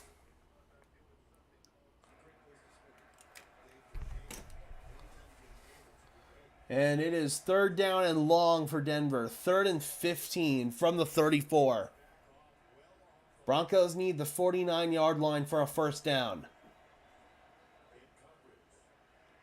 Stidham climbing the pocket, rifles one, and it's off the hands of Courtland Sutton.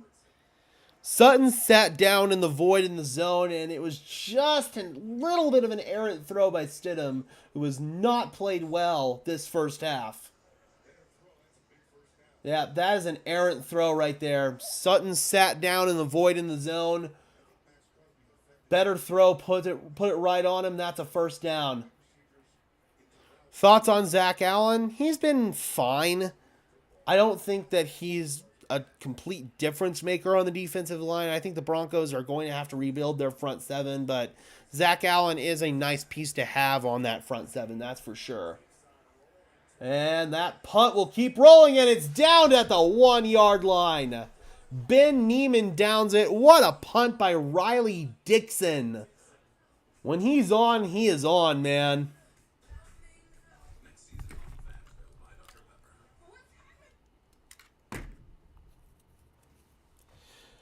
Right now is the time to create a solid team for the next 3 to 4 years. I would clean up if I were coach. That Miami loss is disgusting. Again, though, that's a much different team defensively from that Miami loss.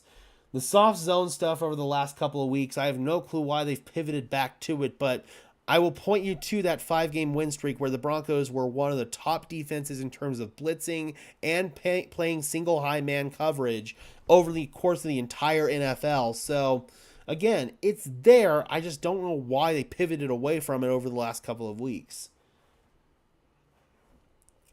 You're not going to see Russell Wilson. They're not going to jeopardize him getting his money. Well, if Jarrett Stidham keeps taking that kind of punishment, man, we might.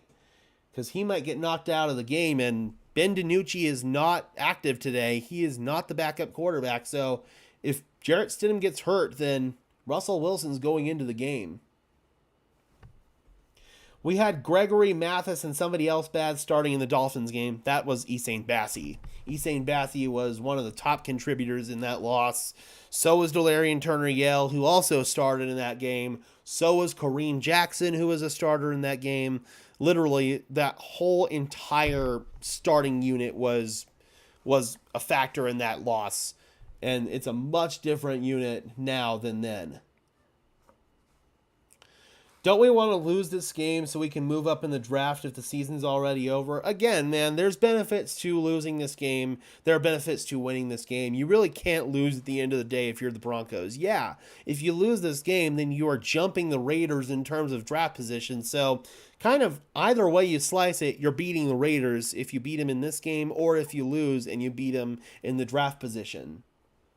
Because the Raiders are going to be one of our top competitors for a quarterback in the draft. So, yeah, man, losing this game is also to the benefit of the Broncos. You could argue even more so than winning this game, but winning this game also gives the Broncos some good momentum heading into 2024, which is definitely big. It gives us our first winning record since 2016, which I know is very meaningful to the fan base and to the locker room.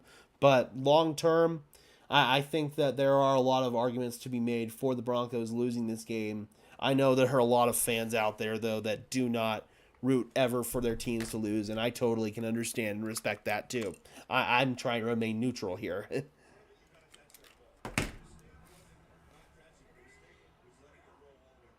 All right. Raiders backed up inside their own 2. O'Connell using that hard count, and he's just going to sneak it here. Try to get a little bit farther off the line of scrimmage, give him some more room to play with. There's DeAndre Carter talking it over with Tom McMahon. Tom McMahon, Broncos country, knows that man all too well. Denver takes their final time out here. 2nd down and 9. They're trying to get the ball back with some good field position. Try to set up a game-tying field goal if you're the Broncos.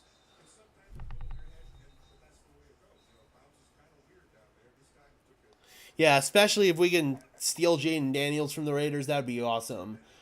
I have heard that the Raiders are smitten over J.J. McCarthy, and they're very high on hiring Jim Harbaugh as their head coach and reuniting him with his college quarterback.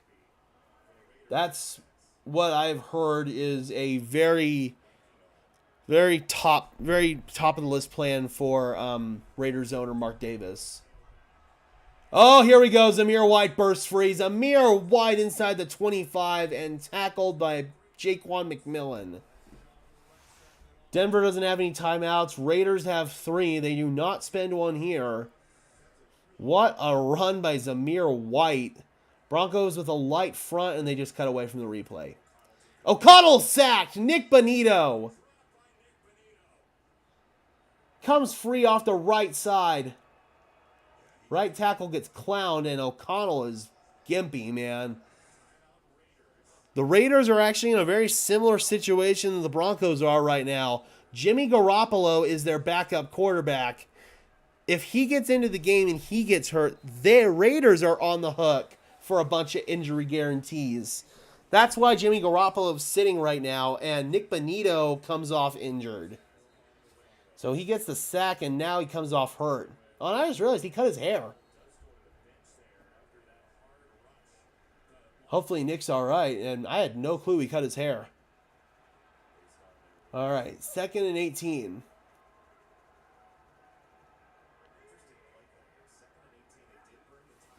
Is there any legitimacy towards Russell going to the Steelers or the Raiders, or is that just clickbait? No, I think there's legitimacy to it. I think that the Steelers are heavier contenders than the Raiders are. Nice catch by Adams, working on Surtain. That was a physical grab, man. Surtain had perfect coverage on that, but Adams just out-physicaled him. That was just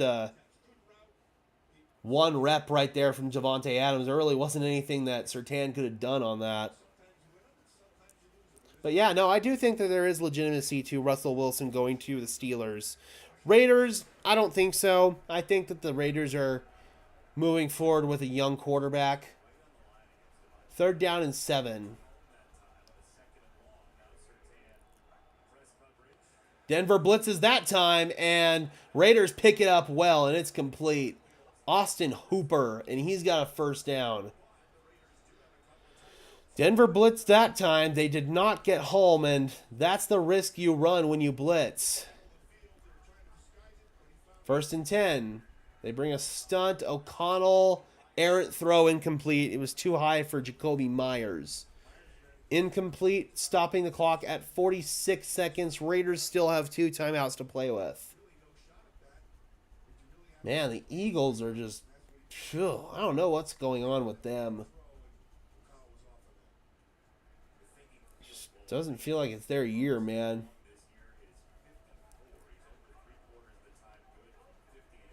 Second down and 10. Austin Hooper shifts to the right side.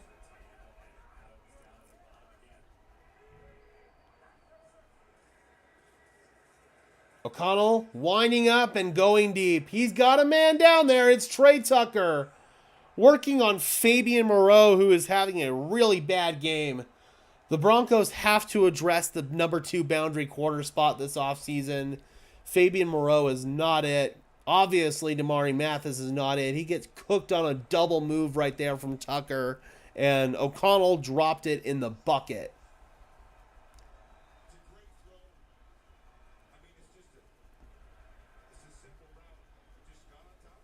Yeah, Moreau has not been good, man. He had a good, 5 games, but outside of that, he's been terrible. I'd argue he's almost been as bad as Damari Mathis has over these last couple of weeks. Like, every single target, he's giving up a completion. Yeah, no, man. Moreau is a problem.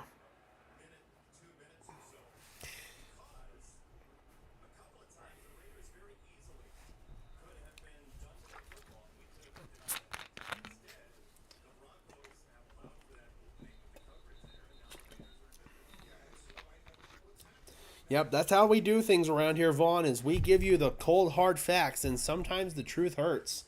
Yeah, I saw another Jalen Hurts interception, or a Jalen Hurts interception. I don't know if he threw in earlier, but man, the Eagles are unraveling like a ball of yarn, man.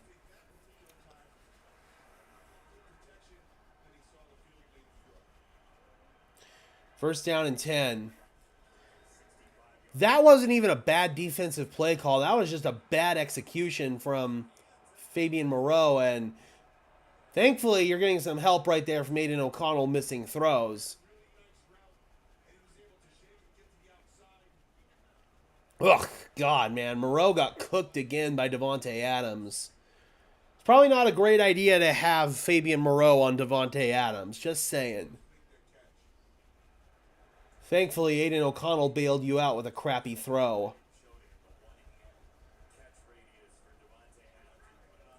Second and 10.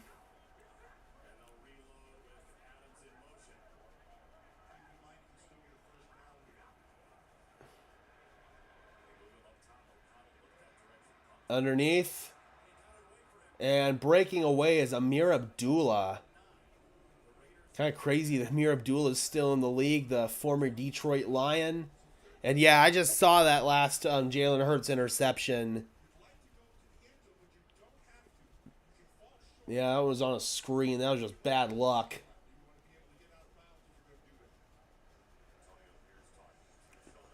All right, we are approaching halftime, guys. Be sure to keep it right here for second half coverage on Broncos Syndicate. We will be taking a brief halftime intermission as we always do. Third down and 3, 26 seconds left. Both teams are now out of timeouts. Let's see how the Raiders want to play this because they can't spike it. I think they just maybe try to get a throw out into the end zone right there. If they don't get it, then they just kick the field goal. O'Connell fires, and they get the first down. They got to get up and clock it, though. Let's see if they just let it run. They don't. They clock. They're going to try a couple throws into the end zone here. Let's see if Denver can make them pay for it and get a turnover. They already basically have the 3 points in their back pocket due to the Raiders. Oh, yep, I just saw the Tyrod Taylor interception right there. Tipped up in the air and picked off. I've got red zone on next to the screen, the Broncos screen. I got red zone on the computer and then the Broncos on the TV. Second and goal. And that's a Cowboy touchdown. Meanwhile, Aiden O'Connell backing up, and that's a touchdown. Jaquan McMillan tried to make a play on it, but Devontae was like, my ball. Not great positioning right there from Jaquan. You get him matched up on Devontae Adams, that's generally not good news. And the Raiders, extra point away from taking a 10-point lead. What a route. Jaquan tried to play it, but Devontae just had a my ball mentality on that one, man. Carlson's extra point is good. 17-7 Raiders lead. But in the long term, maybe it's actually the Broncos who lead. Again, man, can't lose either way if you're the Broncos here. It sucks that you gave up the play, but Raiders, with a win, they get closer and closer to losing out on a chance to get Jaden Daniels. I'm not mad about that.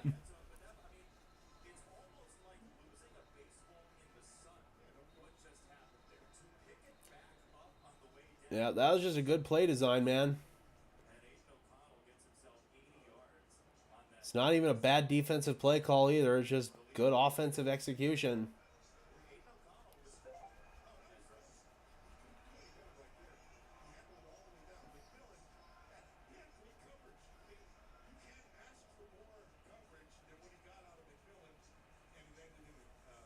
Yep, totally. That was great coverage by Jaquan. Broncos don't want to win. I mean, I think the players do. The question is, does the coaching staff want to win? That is a definite question.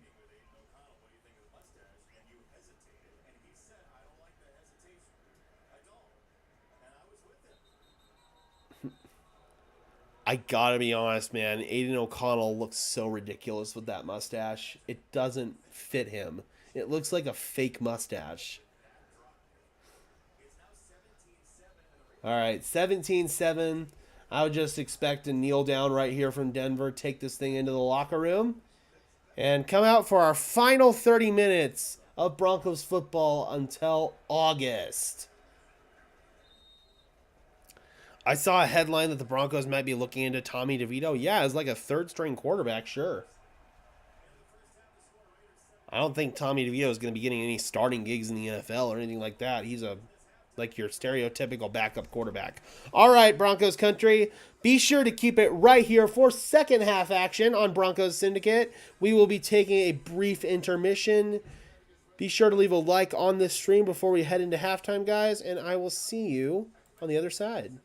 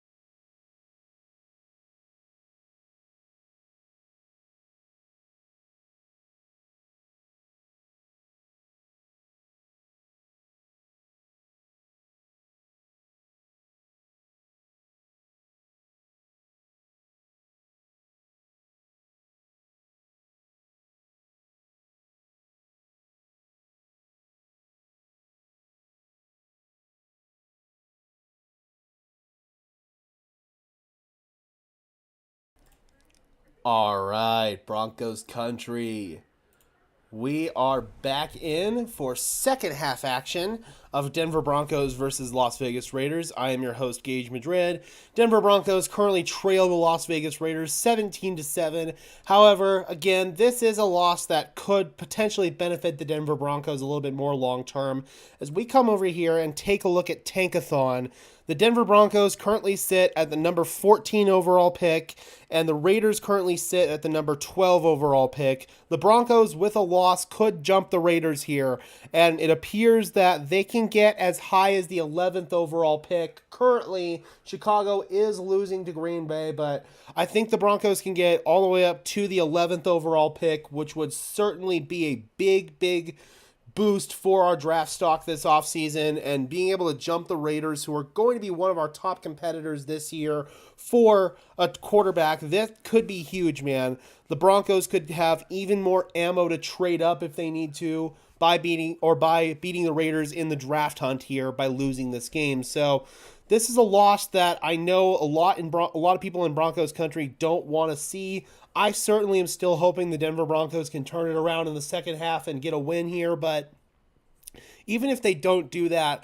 the Broncos will still be winning no matter what in terms of the draft order. So no matter how we look at it, this is a win-win scenario for the Denver Broncos as we enter the final 30 minutes of the 2023-2024 season, the final 30 minutes of the first year of the Sean Payton era.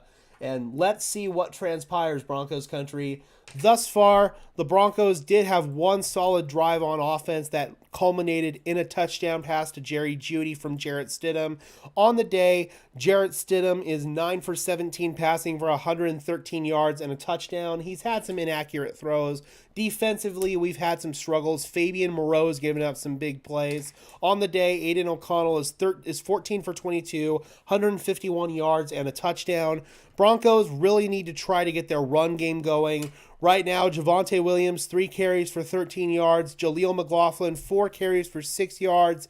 Just 9 total rushing attempts in the first half for the Denver Broncos, as compared to 14 rushing attempts for the Raiders for 82 yards, averaging 5.9 yards per carry and a touchdown for their run game.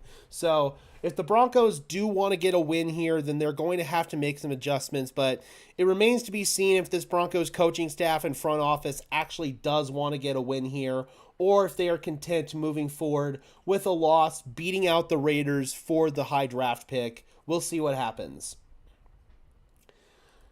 Team is such a mess. Sean calling timeout when the Raiders clearly were content running out the clock, and it gave them more time. Sean may not be it either. It sucks. Hey, man, the question seriously becomes if Sean Payton is trying to win this game. I personally don't understand some of Sean Payton's clock management. I have not been endorsed of a lot of that. Some of the things that Sean Payton has done has raised some question marks. He's been far from perfect, but this team does have a clear sense of direction for the first time in a long time. So that part of it I will disagree with you on, Texan. Sean Payton is making a statement that he wants to move up to get his quarterback. Vance Joseph has to go. Fair warning, I don't think it's going to happen. I think that it's been pretty established for the last few weeks that Vance Joseph will be here next year. I don't foresee any significant changes on the coaching staff. Maverick says the highest pick we can get is 11th. That's correct. We were just going over that a couple of minutes ago. Sean screwed us a lot this year. There's some things that Sean Payton has done, but there are other things. I agree with his clock management at the end of the Patriots game. I think that the management was sound. The execution with Pat Surtain giving up the back shoulder fade to Devontae Parker, that was not sound. But there have been other instances as well.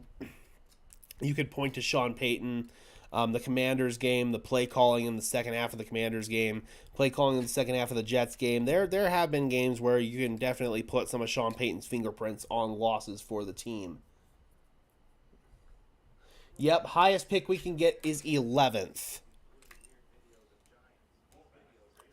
All right, we are back in for second half action.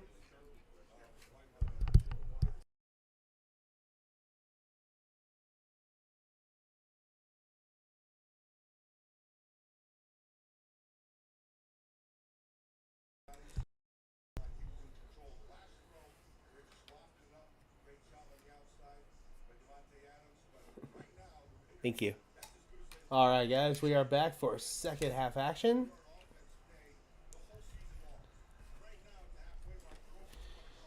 This is way more about the offense than the defense, Texan says.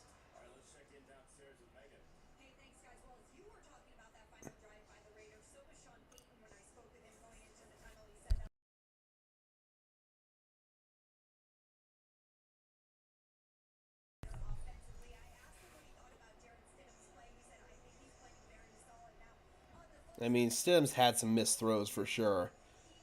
He's been inaccurate. The timing's been off on some other throws.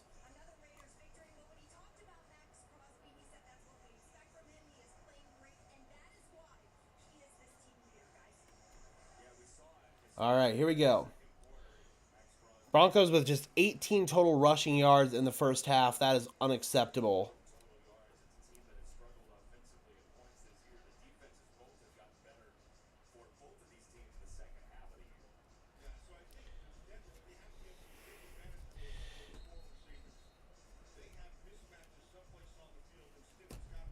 The 98-yard drive was just bad execution from Fabian Moreau and from Jaquan. Well, he wasn't even really bad execution from Jaquan McMillan. It's just getting matched up on a better player in Davante Adams.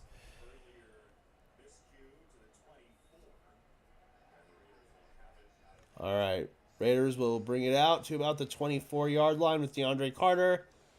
And let's see if we can get a solid defensive drive here for the start off. Until the draft, have a great offseason, buddy. Win, lose, or tie, Broncos forever. Thank you so much for the $10, Texan. I really appreciate you, man. We will have all kinds of draft coverage leading up to the draft, mock drafts, film studies of all the top quarterback prospects and other prospects as well. It's going to be all kinds of fun. I'm really looking forward to draft season. 2-yard gain right there to the left side for Zamir White. Tackle made by Baron Browning.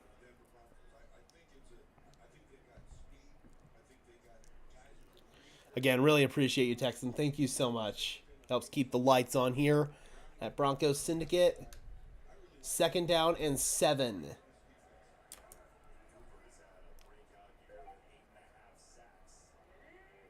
From the 27-yard line. Jakob Johnson, the fullback, is motioned to the left side. Now he goes motion back to the right.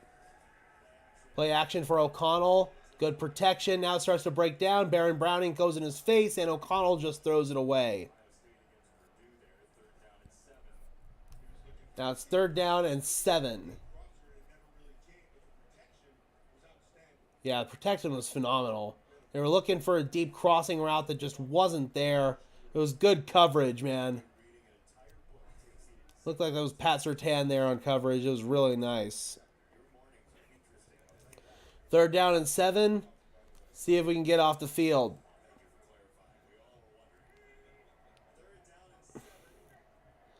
Looks like Denver's playing too high man coverage. They almost jumped offside. They bring a stunt. It is man coverage. Riley Moss is on the field for this one. And O'Connell's got nowhere to go. He's got to throw it away. Great coverage defensively. I saw Riley Moss in particular was tacked on to his wide receiver. It's good to see him get playing time. P.J. Locke as well. It's press coverage all across the board. It's too high. Just cover 2-man. PS2 working on Devontae. It looked like Devontae did have a little bit of a step on him for a 1st down, but O'Connell elected to look elsewhere. Otherwise, it was very strong coverage for Denver.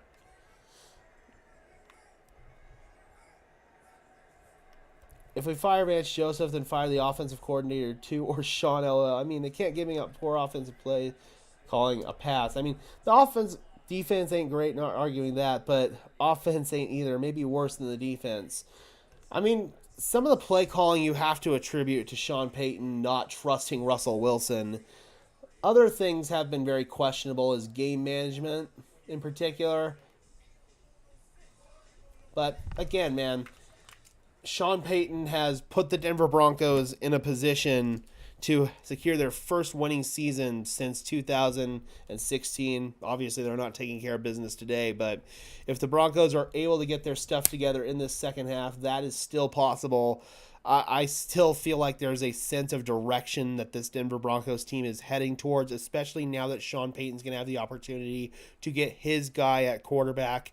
If we see some of these same issues next year after Sean Payton has his guys in the building, then I feel like there will be a lot more cause for concern. So I'm just willing to sit and be a little bit more patient with this. If we have these same issues next year with some of these variables changed, then I feel like we might have an issue. I say we need to get a new running back, and we also need a tight end. I would definitely agree on both of those. Javonte Williams, I feel like we need a more stable insurance policy behind him. Samaje Perine remains to be seen if he will be here next year. He might be a cap casualty. That's certainly possible.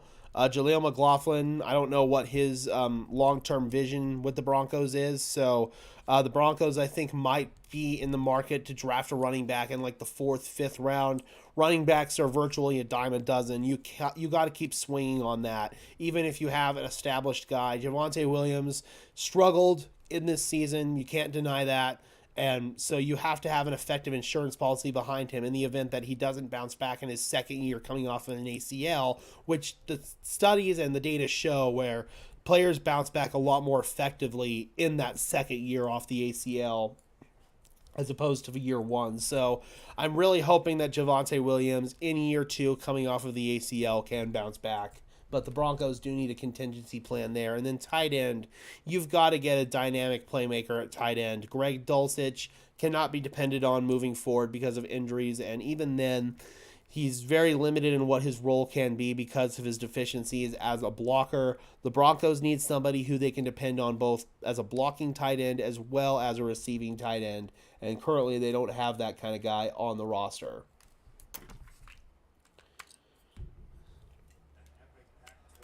We are going to be worse. You're definitely probably going to be next year. I mean, risking... I'll talk about it in a second, but it's much like the formula the Buffalo Bills followed when they first drafted Josh Allen. Jarrett Stidham stepping up, throwing underneath, and that is complete to Javonte Williams, surging for a 9-yard gain. The Buffalo Bills made the playoffs in 2017 with Tyrod Taylor and quickly recognized he wasn't the quarterback that could take them moving forward. They needed to get their guy. They traded up. They got Josh Allen in 2018, and 2018 wasn't a good year for the Bills. But the following year, in 2019, they made the playoffs, and then in 2020, they made the AFC Championship game. The Broncos are probably hoping to follow a similar formula and a similar strategy. 2nd down and 1. Williams surging for the first down. Gain of 2. Tackle made by Nate Hobbs. 2 to 3 years is needed, but use that time wisely. I totally agree. I think next year may be a tough year for the Broncos with a lot of growing pains, but you're setting yourself up really well for 2025, especially if you can get your guy at quarterback. 1st down and 10.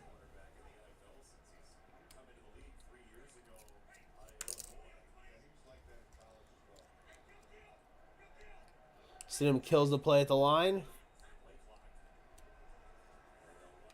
Handoff and nice burst. Javonte Williams still grinding forward. Let's see if he made the yellow line. Looks like he was a little bit shy of it. And they are going to give him the first down. Gain of 10.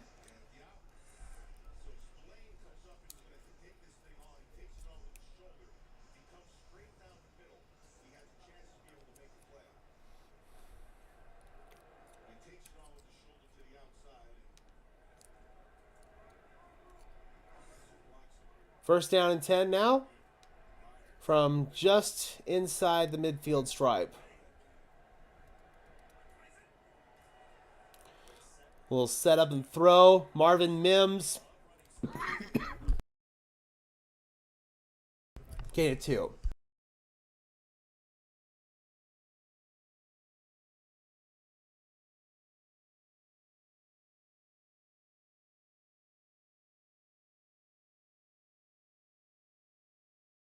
I caught a little piece of dust in my throat or something like that. Jesus Christ.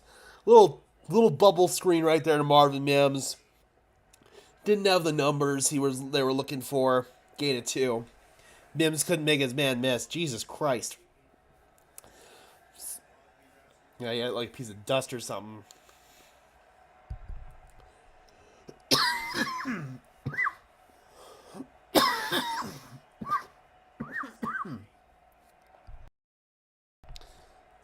Second and 8. Stidham is in the gun. Max Crosby coming unblocked, and Stidham has to throw it away. Bold strategy, leaving Max Crosby as your unblocked guy. Very bold strategy. Oh no, they had Lucas Kroll chipping him. Come on, bro. You cannot do that with Max Crosby. You just give him a little chip, and he's virtually a free rusher at that point. That is terrible.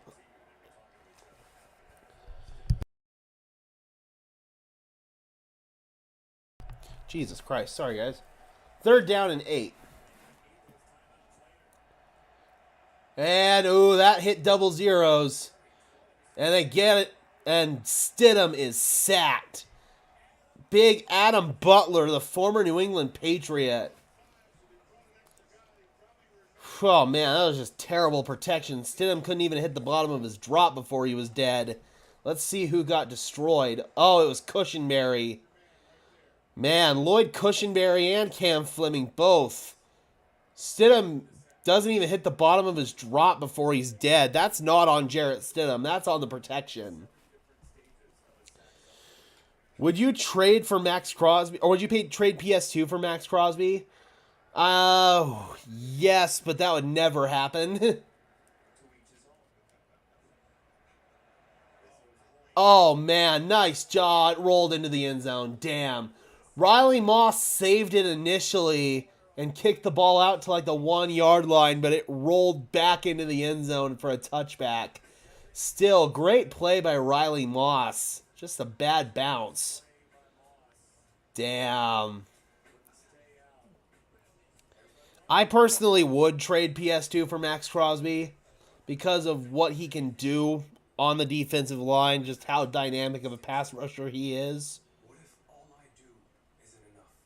Cam Fleming's got to go.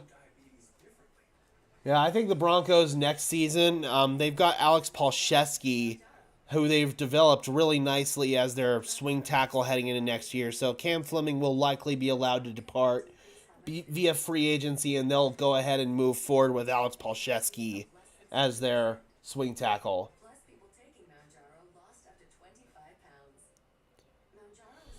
You see, Robert, I have to agree with you on that. Like, sure, Pat Surtain can take away a team's best receiver, but Max Crosby can wreck the play almost any given down. I think just on a down-to-down basis on what you can contribute, I'd rather have a star edge rusher. But again, that would never happen. The Raiders would never let Max Crosby leave the building. He is the best player on that team. Yes, even better than Devontae Adams. So, yeah, no, there's no way that would happen. But if in that hypothetical scenario, I absolutely would. As much as I love Pat Surtain, you can get elite production out of a corner, and you don't have to have them be the best corner in the game. If you have one of the best edge rushers in the game, then your defensive line can be virtually unstoppable.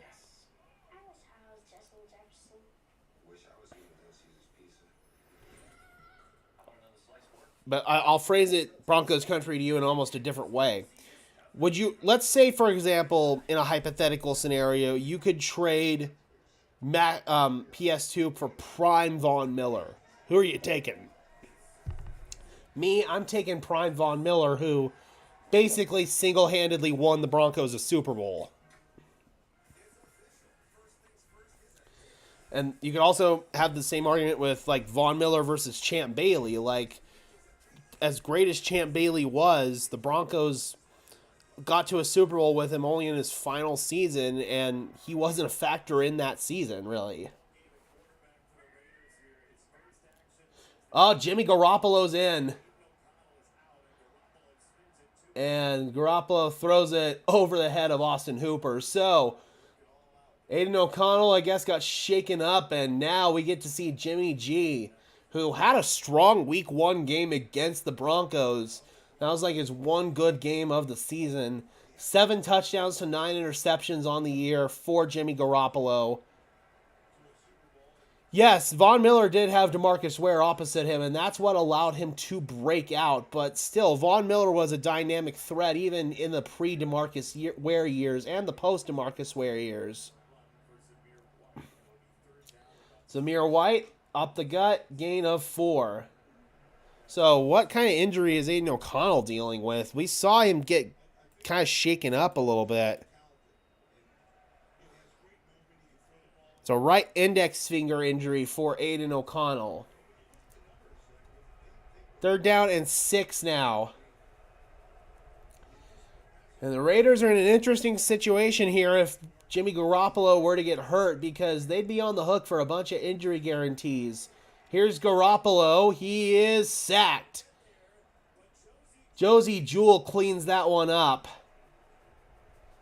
So, Raiders have to make a quarterback change, and not boding well for them. They bring Jaquan McMillan off the edge. He doesn't get home, but Josie Jewell is right there to clean things up right there. And down goes Jimmy G. 4th down and 6.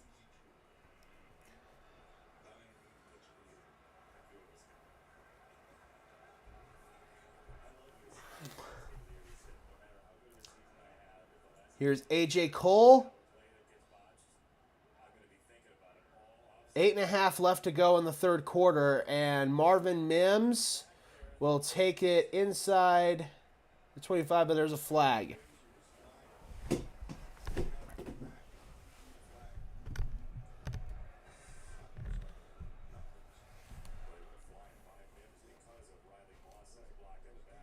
Yeah, illegal block in the back on Riley Moss.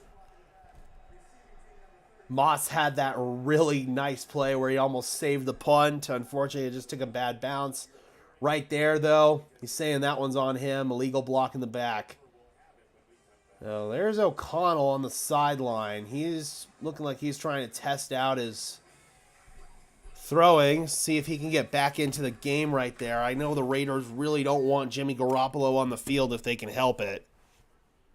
Very much like the Broncos don't want Russell Wilson on the field if they can help it, but optically they were in a situation where they couldn't really demote him to 3rd-string quarterback. So it's literally the Raiders and the Broncos right now are in almost identical situations. Raiders are on the hook for way less money, but they still don't want to pay all those injury guarantees to Jimmy Garoppolo. That's why he got benched. So if Aiden O'Connell can get back into the game, trust me, the Raiders are going to get him back into the game.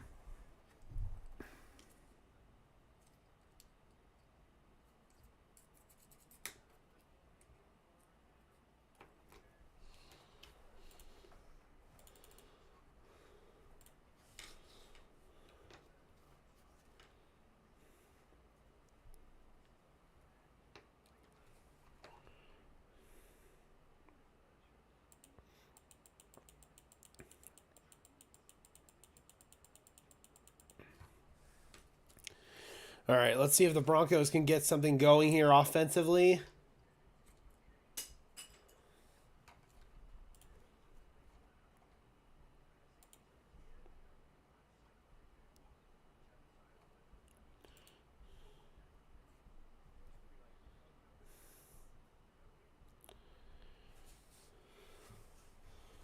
First possession of the second half led to a protection breakdown. Jarrett Stidham got sacked. Broncos down by 10.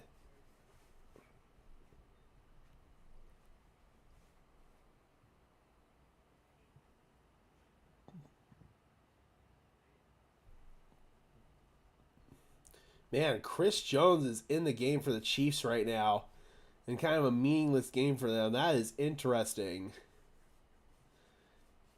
You just had a big sack right there, but man, if Chris Jones gets hurt, that'd be devastating for the Chiefs. All right, Aiden O'Connell looks like he's taking snaps from Andre James, the center. He's got a wrap on his throwing hand. He is questionable to return right now. Dallas, meanwhile, just scored another touchdown. Broncos getting set to go for their second possession of the second half. From the 13-yard line, they hand it to the left side with Javonte Williams. And Williams will get to the 18 for a gain of 5. Nice little block out in front right there from Marvin Mims. And it looks like O'Connell is going to go back into the game. He's reviewing things on the iPad right now.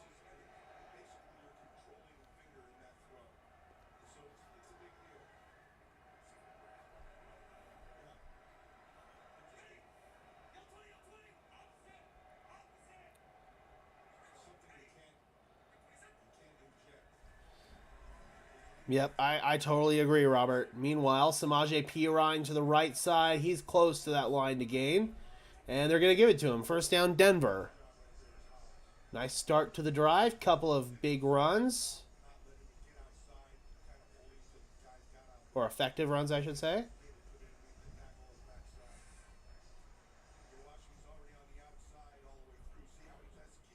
Ooh, a nice block right there from Cam Fleming out in front.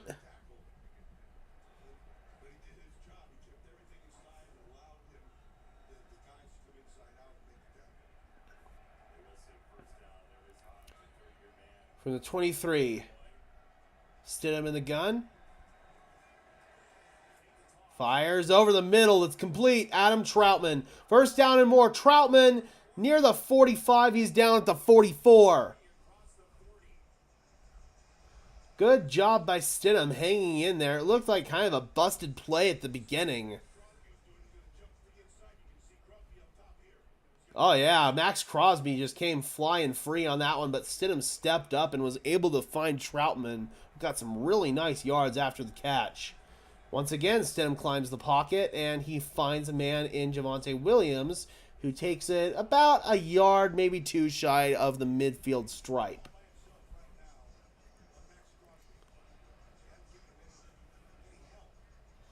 Williams looks a little gassed after that.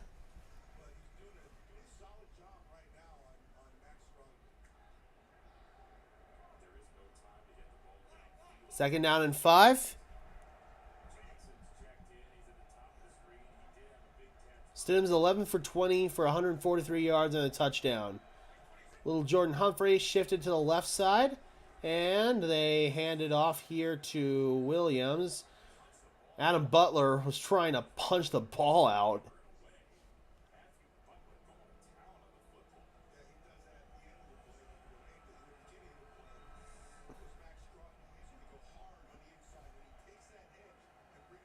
Yeah, that's some good blocking right there, but Marcus Epps, the safety, comes in to really stop it.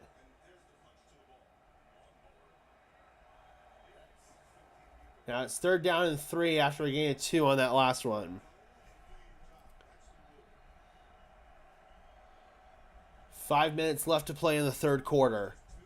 There's 20 minutes left of football in this season for the Broncos, and a completion for a first down right there to Brandon Johnson. Good job sitting in a little void in the zone. Stidham put it right on him. Good timing between Stidham and Johnson. And that'll move the chains for Denver.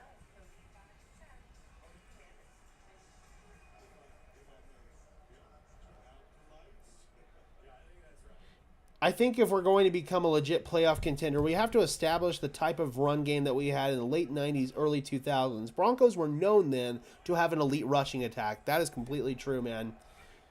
It's all about winning at the line of scrimmage with the run game and being able to establish the play action. Like on this play, Stidham's going deep. Oh, man. Just a little bit underthrown. Good job tipping it by Jack Jones.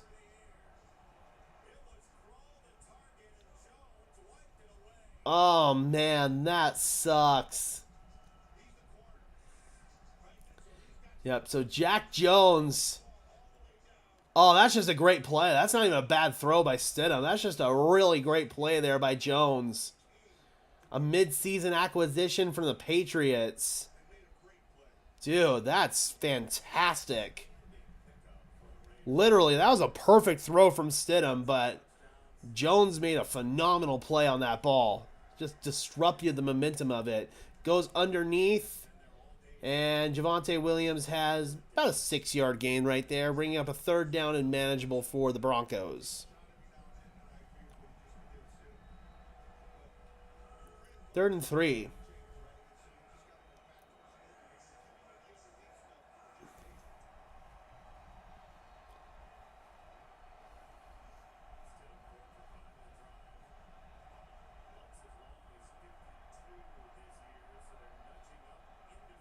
Getting close into field goal range. They're probably on the edge of it right now for Will Lutz. Or no, not really.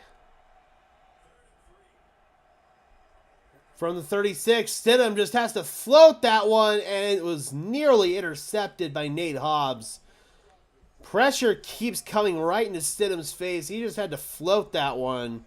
You're on the very, very edge of field goal range.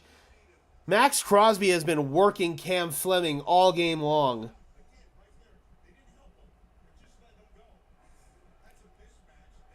It's 4th down.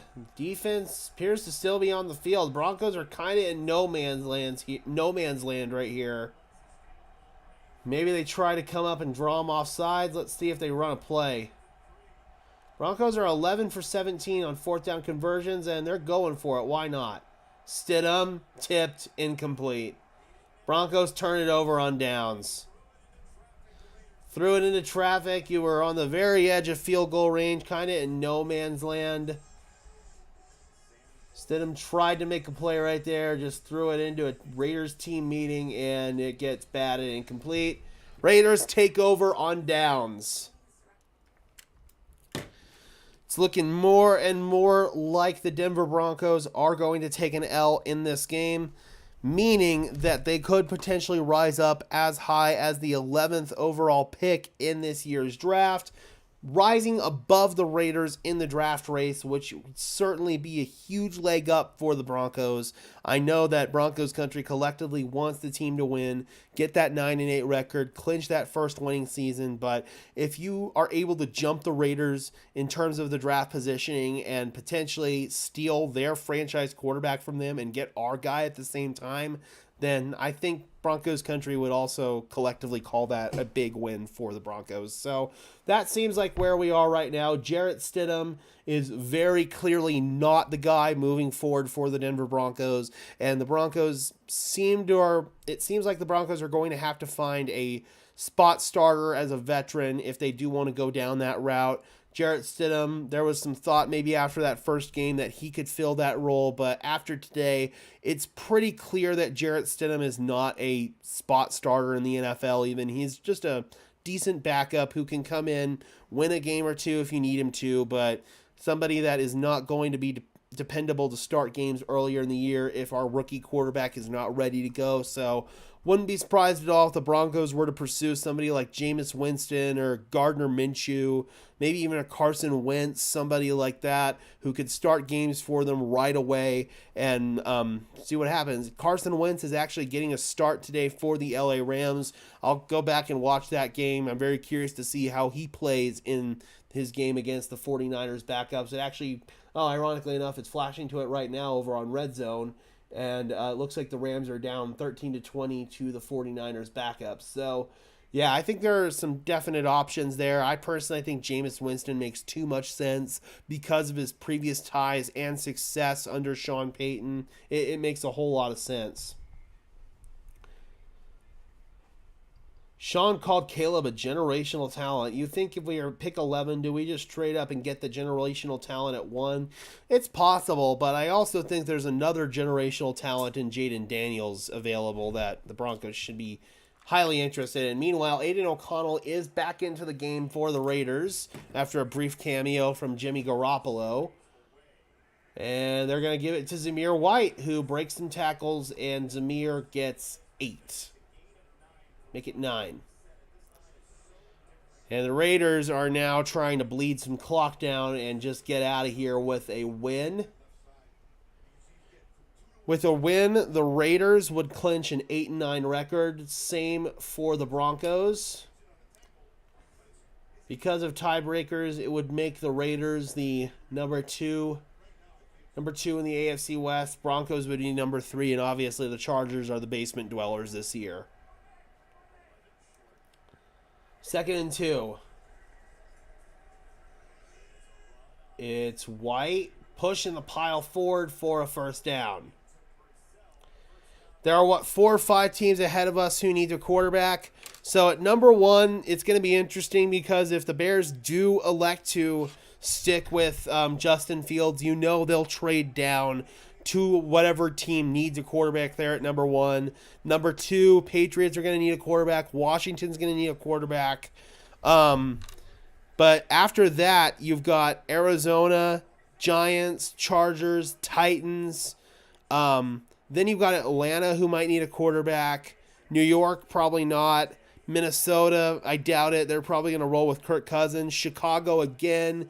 Currently, it's Raiders, Green Bay, and then Denver. So currently, your biggest threats for quarterback are probably the Patriots, Washington, Atlanta,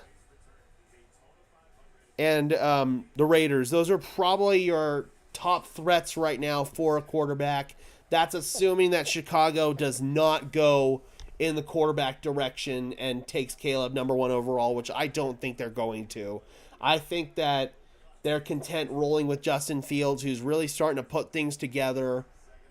And I think they're going to trade down, try to get more picks, but we'll see what happens, man. Why can't we beat the Chiefs but not this team? You know, I think really we caught the Chiefs on like the perfect day to beat them with the bad weather in Denver, to Patrick Mahomes being sick, to the Chiefs just playing bad football that day, turning the ball over 5 times, shooting themselves in the foot on multiple occasions. It was just really the perfect storm for the Denver Broncos to beat the Chiefs in that game. And they played well enough to do so. Credit to them. But right now, it feels like this team is content with losing, or at least the coaching staff is. Meanwhile, a big completion right there to Jacoby Myers. Raiders are trying to hurry him up, it looks like, or no, they're just going to let it go.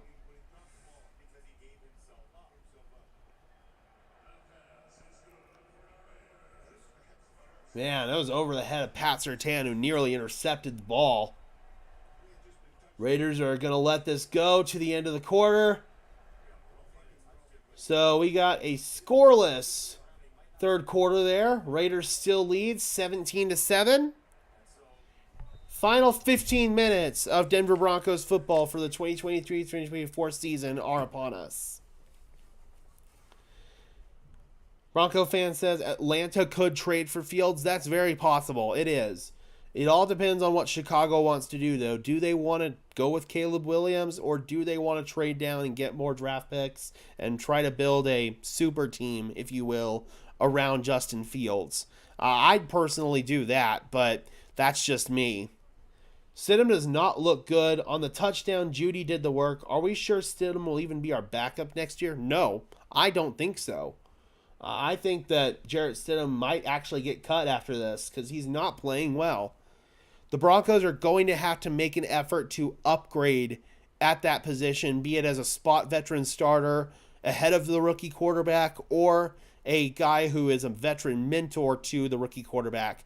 There are 2 guys who have actually thrived in this offensive scheme, and those guys are Jameis Winston and Andy Dalton. I think Jameis Winston, who's directly worked with Sean Payton, makes more sense, but Andy Dalton did work in this scheme last season, although it wasn't under Sean Payton, it was under Pete Carmichael, who runs that same Sean Payton scheme. So I think those are 2 guys to keep an eye on. I personally would rather have Jameis Winston. You're going to get a lot more splash plays with Jameis Winston. Of course, he's going to put the ball at harm's way at times, but I'd rather do that than somebody like Andy Dalton, who's more of a conservative player. That's just me.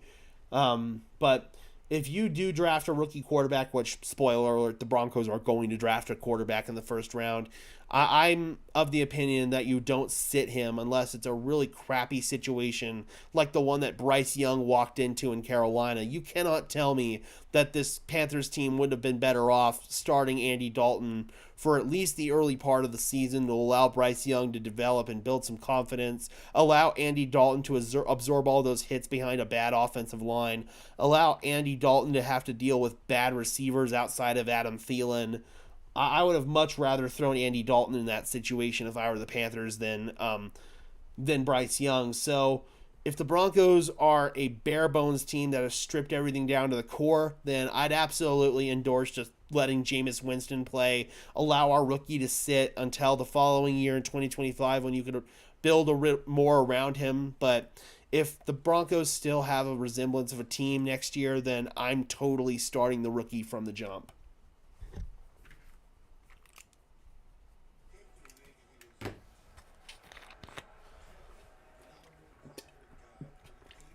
All right, 1st and 10 from the 33 of the Broncos. Aiden O'Connell with another pump fake. Wide open, Jacoby Myers. Guess who got cooked again? Fabian Moreau.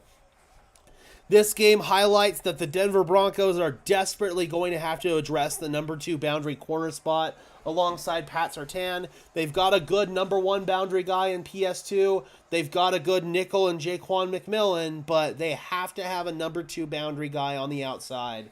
Fabian Moreau clearly ain't it. He never was it from the beginning. He was just an effective Band-Aid that covered up the festering wound that was Damari Mathis at the start of the year. Now, I anticipate both of those players being gone. 24-7. Raiders take the lead after this Daniel Carlson extra point, which is good. 24-7. And the Broncos are now in position to officially be ahead of the Raiders in the draft order. I'm looking at it from a glass half full perspective here, Broncos country. But Fabian Moreau absolutely will not be back here next year. He did a nice job for about 4 or 5 games for us during the winning streak, but in the last 3 or 4 weeks, he's been kind of exposed low-key. We have PS2, a Switch, and now we need an Xbox. It's true, man. Yep. Got to complete the trilogy right there. But no, real talk, the Broncos have to rebuild some areas of their defense. I really think the number 2 boundary corner spot is the most glaring need. They need another alpha edge rusher. They need somebody who can truly be an impact player on a down-to-down basis. They need another piece on the interior defensive line. They're likely going to have to rebuild their linebacking crew with Josie Jewell likely to depart in free agency this year. So there's a lot of work to do personnel-wise on this defense as well. But the Broncos have to take a quarterback in the first round, and they're going to take a quarterback in the first round. Fire sale alert starting Monday. Well, tomorrow is Black Monday, baby. Coaches are getting ready to go.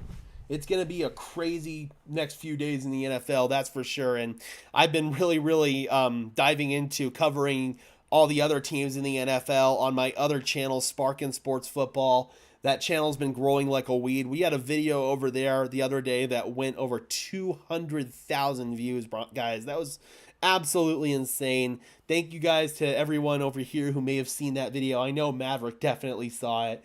We need an alpha middle linebacker, says DH. Yep, that's definitely going to be one piece of the puzzle, man. Can Drew Sanders fill that role? That remains to be seen, but Josie Jewell is likely to not be here next year as he is an impending free agent. Alex Singleton was given a contract extension, so he will be here. But the Broncos have to have somebody who can be a difference maker as an off-ball linebacker, and right now they don't have that. I don't think Drew Sanders has shown a whole lot of promise in his rookie year. I'm hoping he can change that heading into his sophomore season because the man had a lot of growing pains this year. A lot of growing pains. Man, Stidham has been a hell of a spark. 7 points, Ray says.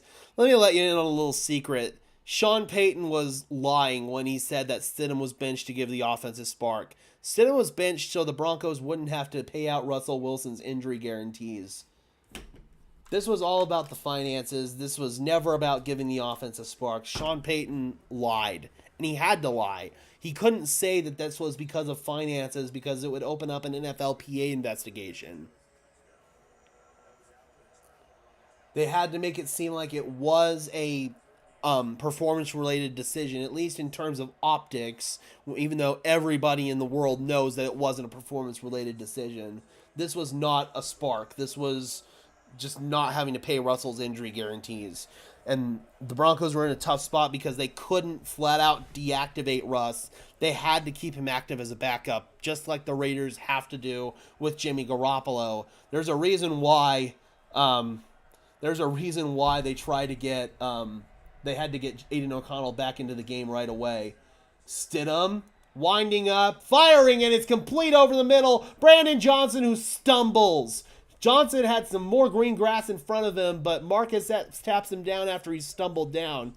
Sean lied like a damn politician. Yeah, he did. He had to. He literally had to play politics there, basically.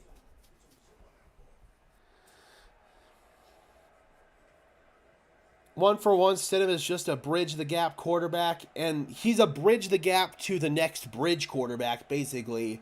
Stidham has not fared well in these 2 audition games. The Broncos can't move forward with him as their week 1 spot starter in the event that the rookie's not ready to go. Stidham, meanwhile, able to avoid some trouble here and get caught from behind. He turned a would-be sack into about a 3-yard gain. He does have some nice athleticism. He can move. He hits the bottom of his drop, and he does climb the pocket and sends the pressure well for the most part. We've had some protection breakdowns today. Cam Fleming has been getting absolutely schooled by Max Crosby in this one.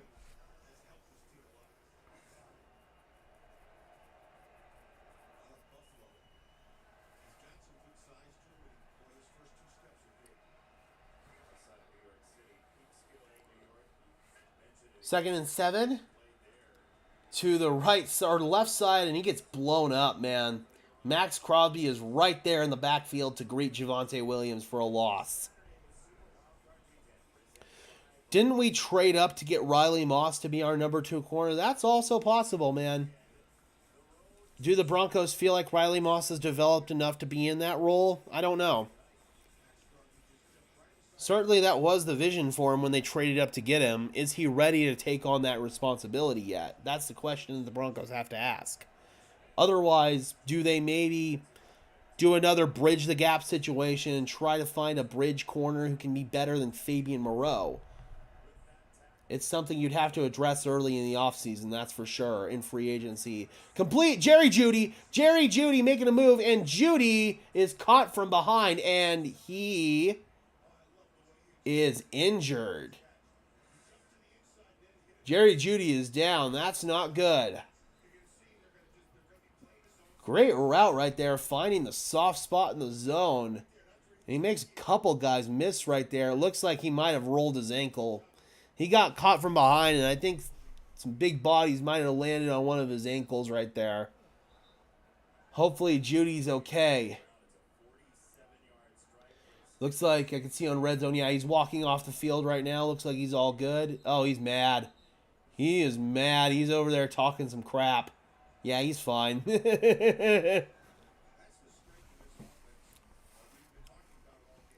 Sean may have just 2 years, then he might be gone. Ownership's going to be more patient than that. Sean's going to be here for at least 4 years. That was the vision for ownership long term. He's going to be here for at least 4 years.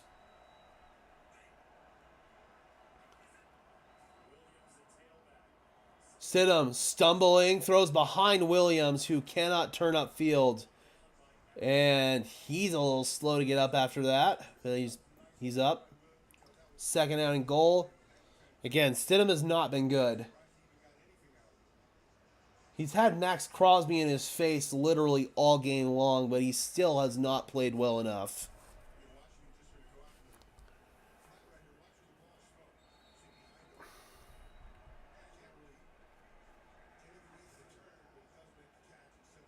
And Denver burns a timeout.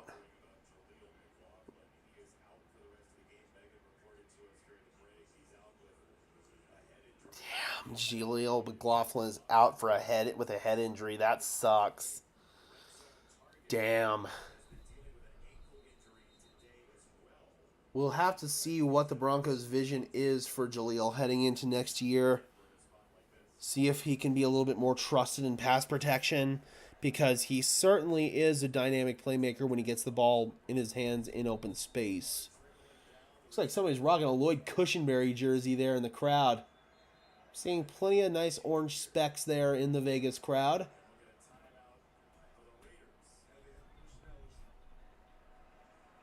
And now the Raiders will burn a timeout. So both teams burn a timeout here early in the fourth quarter.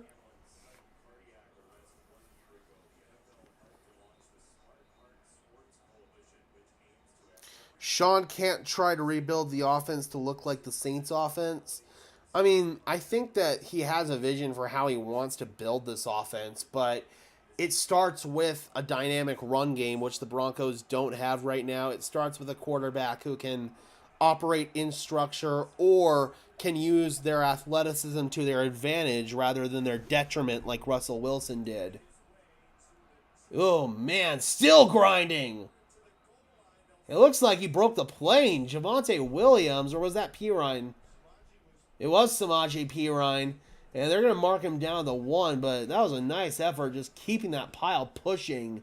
I thought he got in. Let's see the down-the-line perspective of this. Good job by Pirine just riding the back of his blockers. I don't know if you're going to be able to overturn that on replay. I thought that the pile broke in. But 3rd and goal from the 1-yard line. Going to give it right back to Pirine, I'm assuming. No! Fumbled snap! He dropped the snap! Stidham dropped the snap! And it is Denver ball. Now you're probably going to have to kick a field goal. Unless you just don't care and want to go for the points. Looked like a good snap from Cushenberry. Stidham just dropped it. A great running game starts with a great offensive line.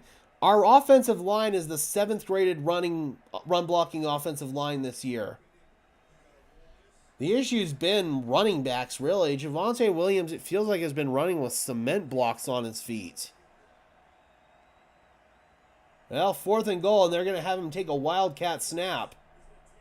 And he's going to take it up the gut, lowers his shoulder, and he is in for the touchdown.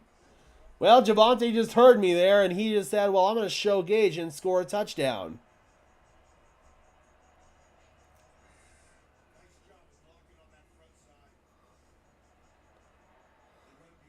Yep, running behind Ben Powers, who pulled on that one. Yep, got him out in front and just literally rode his back into the end zone.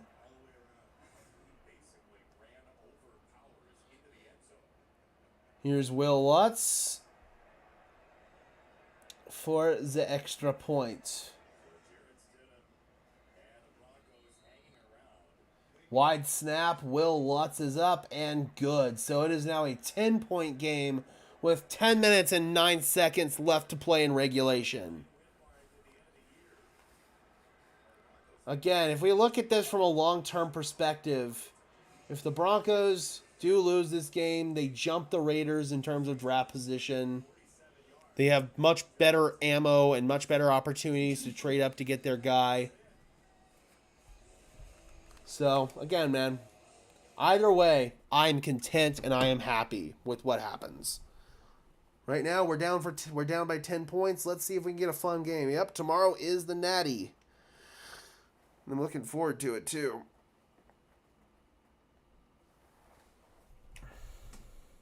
We play better with no quarterback. Yeah, man. Next year is going to be a very different looking Denver Broncos team. There's going to be a lot of shifting and change this offseason.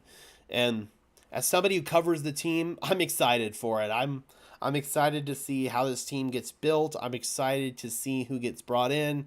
I'm excited for everything, man. I'm not excited about having to say goodbye and part ways with some players, but at the end of the day, man, that's the tough part of this business that will always be the part that everybody hates. But at the same time, man, it's a new era here in Broncos country, and it's an era that I'm excited to officially transition into here in a few minutes when this game officially comes to an end.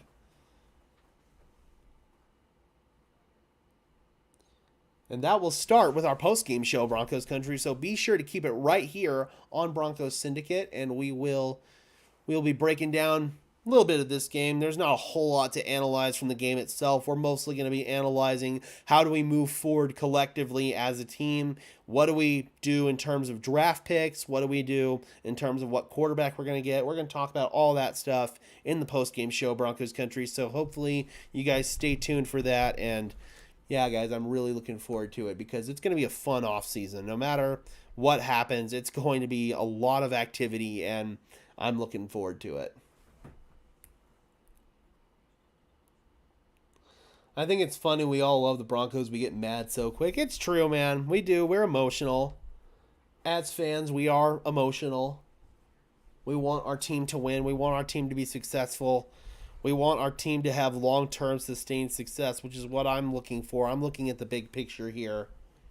And the Broncos cannot afford to dilly-dally anymore at the quarterback position. They can't afford these Band-Aid veterans. They can't afford second-round rookies. They can't afford giving up the farm to get a veteran quarterback. You just can't afford that crap anymore. You have to take a chance and draft your guy. Even if it means moving up to get him. I'd much rather do that and take that risk than the situation the Broncos have found themselves in for the last 7-8 years. Yep, I'm guilty as charged too, Robert.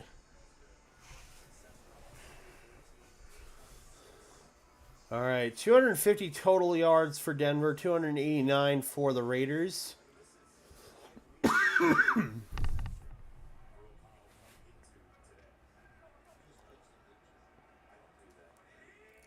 First and 10. Davante Adams shifts to the right side.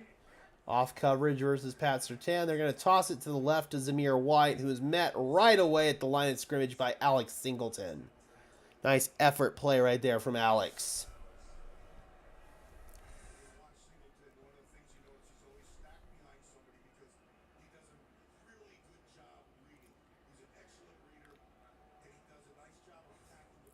Second down and 10. Yeah, it feels like I got a piece of dust or something caught right in my throat. 9.5 left to play. Trey Tucker goes in motion to the left, and they just fire quickly out into the flat to Tucker, and he gains 4, staying in bounds to keep the clock winding. Well, looks like the Dallas Cowboys are going to win the NFC East. They are dominating the Washington Commanders, and the Philadelphia Eagles are down to the New York Giants right now.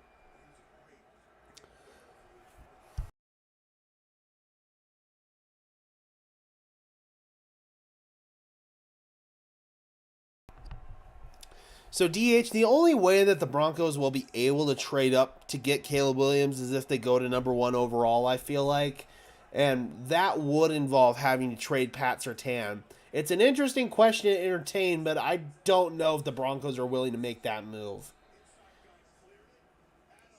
Well, another first down catch. Davante Adams working on Pat Surtain on a slant. And good job right there from Davante. Nice physical catch. If you don't have a proper offensive line that can protect your players, we can't run the ball. We can't even throw the ball. Again, I will tell you, on this season, the offensive line has been the 7th graded offensive line. A lot of the struggles this year have been on running back and quarterback more so than offensive line. It's literally making the offensive line look worse than it actually is. That shows up both on the numbers and the tape. Now, it doesn't help, obviously, when you have guys like Max Crosby working your backup right tackle and Cam Fleming. And right tackle has still been an Achilles heel for this Broncos offensive line. But on the whole, they've performed well.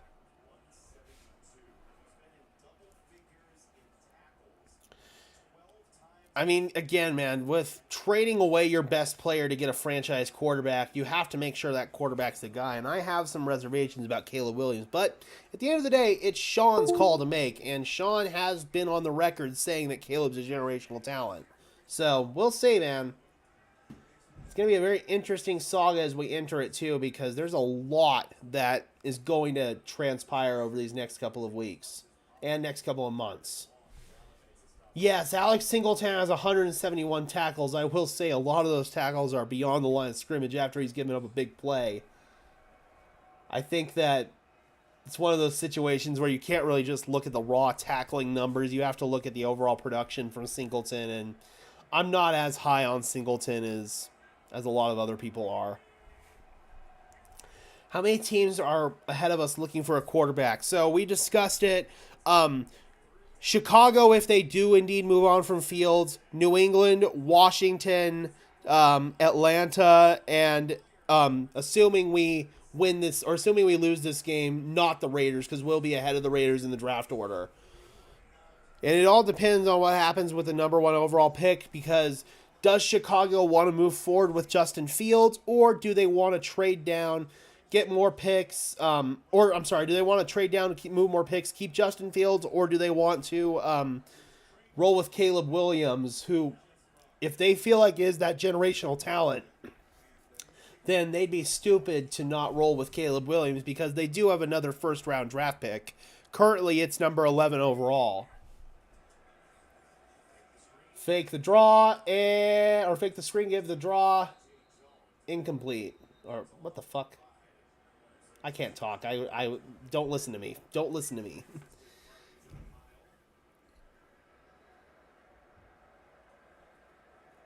That was a draw play up the middle for a loss of 1. Now I can get the words out.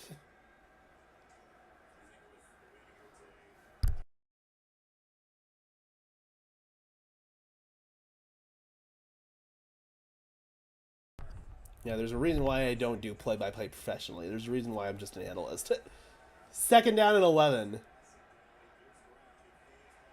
Flip it into the flats for Austin Hooper. Hooper still going and brought down by BS2.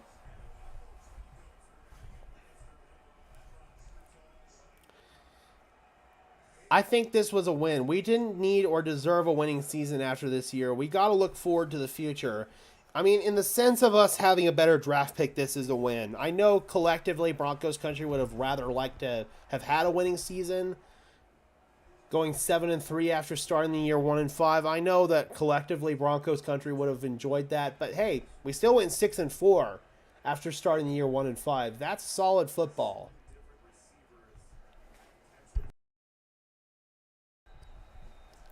I would take Penix. It's all about the medicals, man. He's got 2 torn ACLs and 2 busted shoulders on his career. If he checks out medically at the Combine in Indianapolis, then I think Michael Penix is going to soar up draft boards. All right, Sean Payton pops his 2nd timeout. 4 minutes and 54 seconds left to play. Raiders are at the Denver 31. First down, they give it to Trey Tucker on an end around who's got some blocking in front. Jaquan McMillan can't bring him down, and Trey Tucker is out of bounds after getting a first down inside the 20. Unfortunately, my friend is going to talk shit. I mean, I'm assuming your friend's a Raiders fan, Antelope. Yeah, Raiders fans still have yet to beat the Las Vegas Raiders. We were the last team to defeat the Oakland Raiders, but that's come at a cost, man. We still have yet to beat the Las Vegas Raiders ever since they've moved. 1st and 10. To the right side, and stopped right away by Zach Allen and Alex Singleton is Zamir White. Denver will pop their final timeout, 4 minutes and 40 seconds.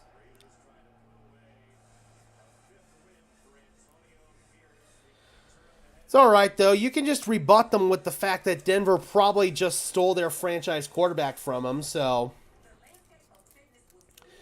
No, Timor, Stidham is definitely not the starter next year. This game, without a doubt, proved that he is not going to be the guy moving forward for the Broncos, even as a spot guy. The Broncos have to do better. They've got to make an effort to bring in somebody like a Jameis Winston, maybe an Andy Dalton who thrived in this scheme, or maybe even a Gardner Minshew. I would personally prefer Winston or Minshew over Dalton, but I could also see Andy Dalton, who had a really strong year as the starting quarterback for the New Orleans Saints in 2022. Although Sean Payton wasn't there, Pete Carmichael literally runs that same offensive scheme, and Andy Dalton did well running it. So that's one possibility, but again, if it's up to me, I'd take either Jameis Winston or Gardner Minshew as that veteran, as either a backup to our young rookie quarterback or the spot starter to start ahead of that rookie quarterback.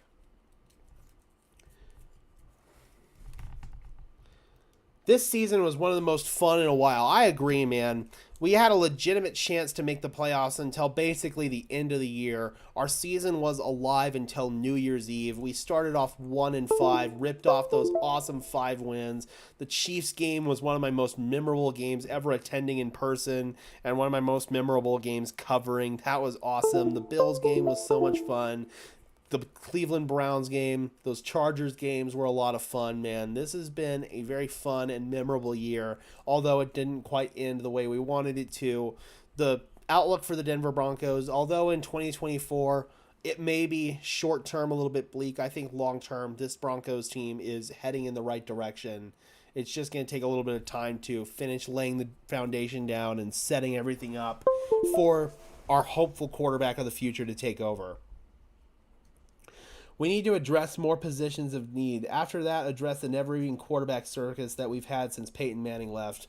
Well, at this point, you have an opportunity to address the quarterback circus now. They'll do that. They'll address their other positions of need as well. We've talked about that ad nauseum here in this stream, but right now your number one position of need is quarterback.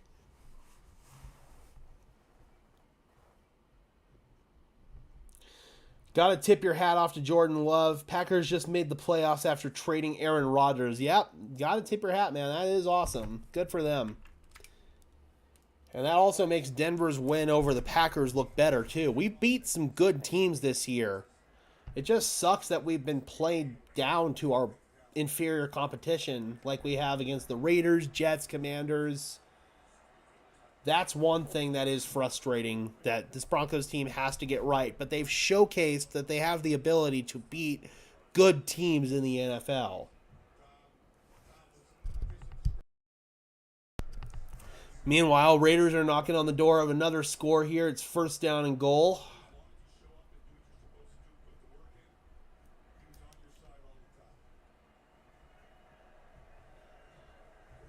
So I think with the Chicago Bears losing, that is going to hurt Denver's draft position a little bit.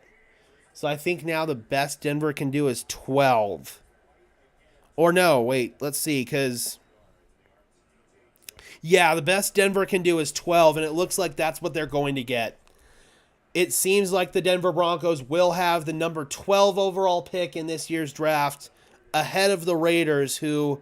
it seems like they're going to pick 13. We did beat some good teams, and it shows that Sean was a better coach than Hackett, 100%. He had his teams prepared and ready to go against better competition. Those losses are due to a lack of talent, 100%, man. And the Broncos are going to have to address that over these next 2 years. Having a young rookie quarterback is going to be the first key step to that equation.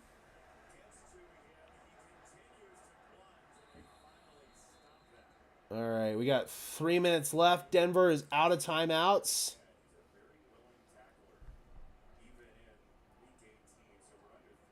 It's now third down and goal.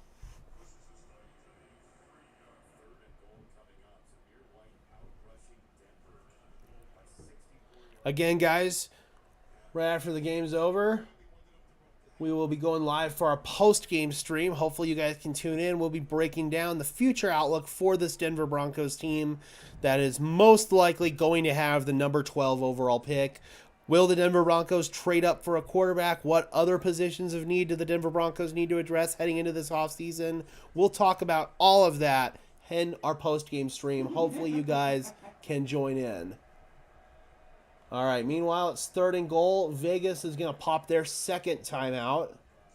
Mock drafts are going to be fun this offseason. I'm going to enjoy the hell out of that. But first, I got to get into scouting, man. We have officially moved into draft season here on Broncos Syndicate.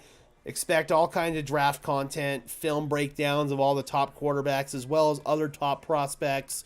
Whatever all 22 footage I can get my hands on college wise, I will use that. That's my first methodology of doing film breakdowns, obviously, is the all 22. Sometimes when we're doing NFL breakdowns, I don't really want to wait for it, and so I will use the broadcast footage. I'll do the same if I can't get all 22 for certain games of certain players, but that's what I prefer to use. That's why I haven't evaluated Michael Penix versus Texas yet. Ooh, over the top, incomplete. Looking for Adams.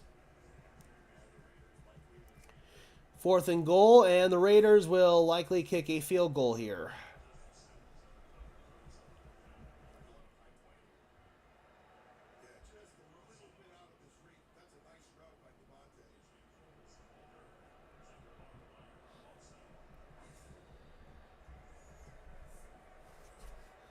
Maverick says, I guess I'll watch a little bit of film. Yeah. Yeah, I'll be all into the film here in the next few days on both of my channels.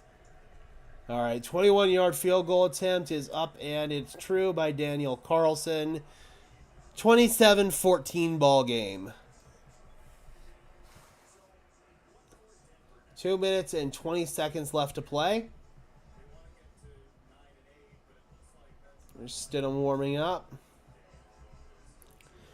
This could be the final 2 minutes of play for quite a few Broncos players. Jerry Jeudy. Certainly Russell Wilson, obviously. This is his final game in a Broncos uniform. Yeah, it's fun, man. Once you get into it, especially, you'll really start picking up tendencies and stuff like that, and it really makes you learn a lot about the game. I also supplant it with watching like experts and stuff break the film down, like Brett Coleman, Alex Rollins, those kind of guys who are some of the best in the business, in my opinion.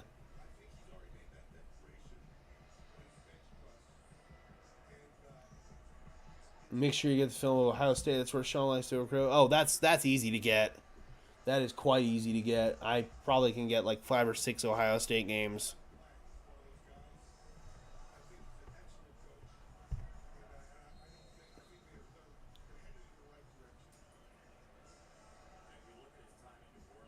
All right, here's Carlson to kick off.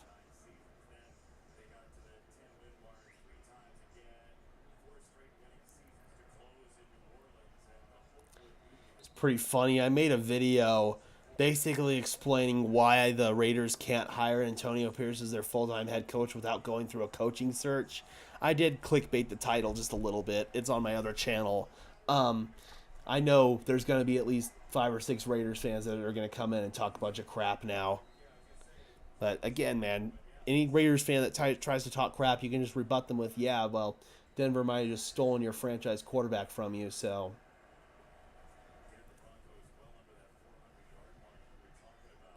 Aiden O'Connell was playing for 2024. He didn't want the Raiders to pick up a quarterback. 100%. This is very much an audition game for Aiden O'Connell because now the Raiders find themselves in an interesting spot. Will they be able to draft the quarterback that they want to? I do know that they're probably going to get some more ammo because they're looking to trade away Devontae Adams, most likely to the New York Jets. So that could give them another first-round pick to play with if they wanted to trade up, which does suck. That might put the Broncos in a position where they do have to move Pat Surtain, which I really am hoping is not the case. Meanwhile, Stidham climbing the pocket, going deep, and overthrown, looking for Jerry Jeudy, who got a little bit tangled up. It's 3rd down and 3.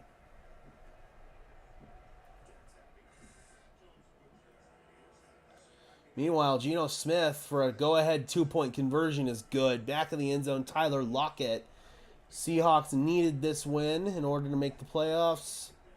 I don't know if they're still alive or not, but all right, 3rd down and 3. 2 minutes and 8 seconds left. Stidham in trouble, and he goes down. And that'll take us to the 2-minute warning. Malcolm Kuntz brings down his ex-teammate. And Stidham is taking a beating today.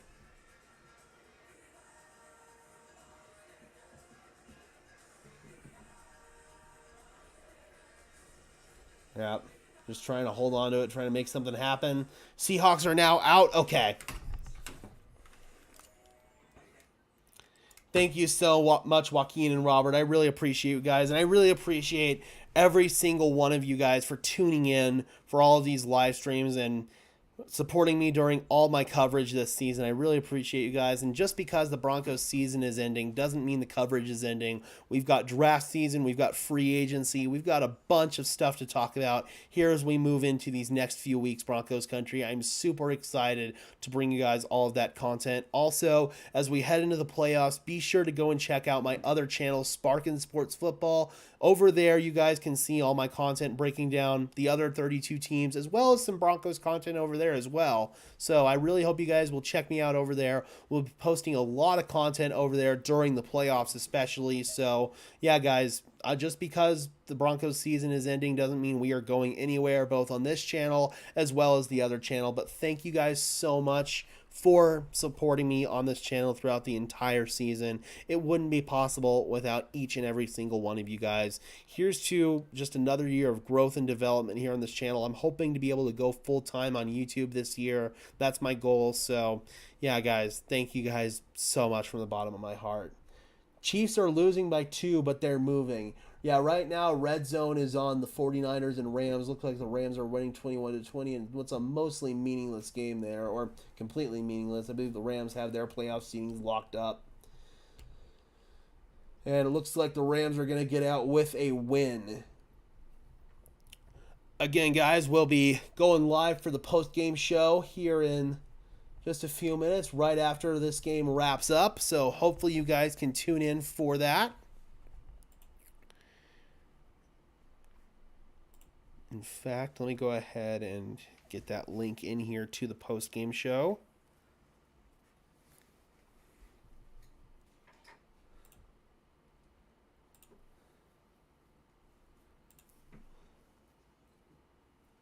Yep, final there in Santa Clara. Rams beat the 49ers. Both teams now moving forward to the playoffs.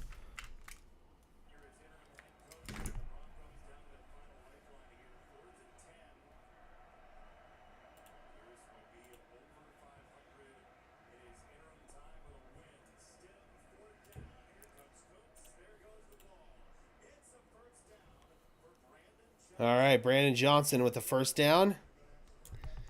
Here is the link to the post-game show, guys. We will be going live over there as soon as this game wraps up. My sister sent me a pic today sporting a Kansas City Chiefs shirt. Jeez. The disloyalty, man. Stidham hit. And Pirine out of the backfield. Still going. Pirine with a first down. Minute and a half left to play.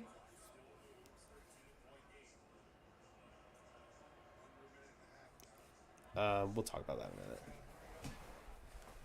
Because, yeah, I'm hungry too. 1st and 10. Yeah. I totally agree. Stidham going deep, looking for everything. It's underthrown, picked off, and that will do it. Trayvon Merrick. Raiders can drop down to a couple of knees, and that officially puts the cap on the Denver Broncos 2023-2024 season. They will finish with an 8-9 record, and they will finish with the number 12 overall pick in this year's draft with said 8-9 record. It was a fun season, Broncos country. After starting off 1-5, looking like we were going to be one of the worst teams in NFL history, this team showed guts. This team showed fight. This team showed resilience. They were able to will their way back close to 500, over 500 even. Unfortunately, those last couple of games, the Patriots game, the Lions game, didn't go our way.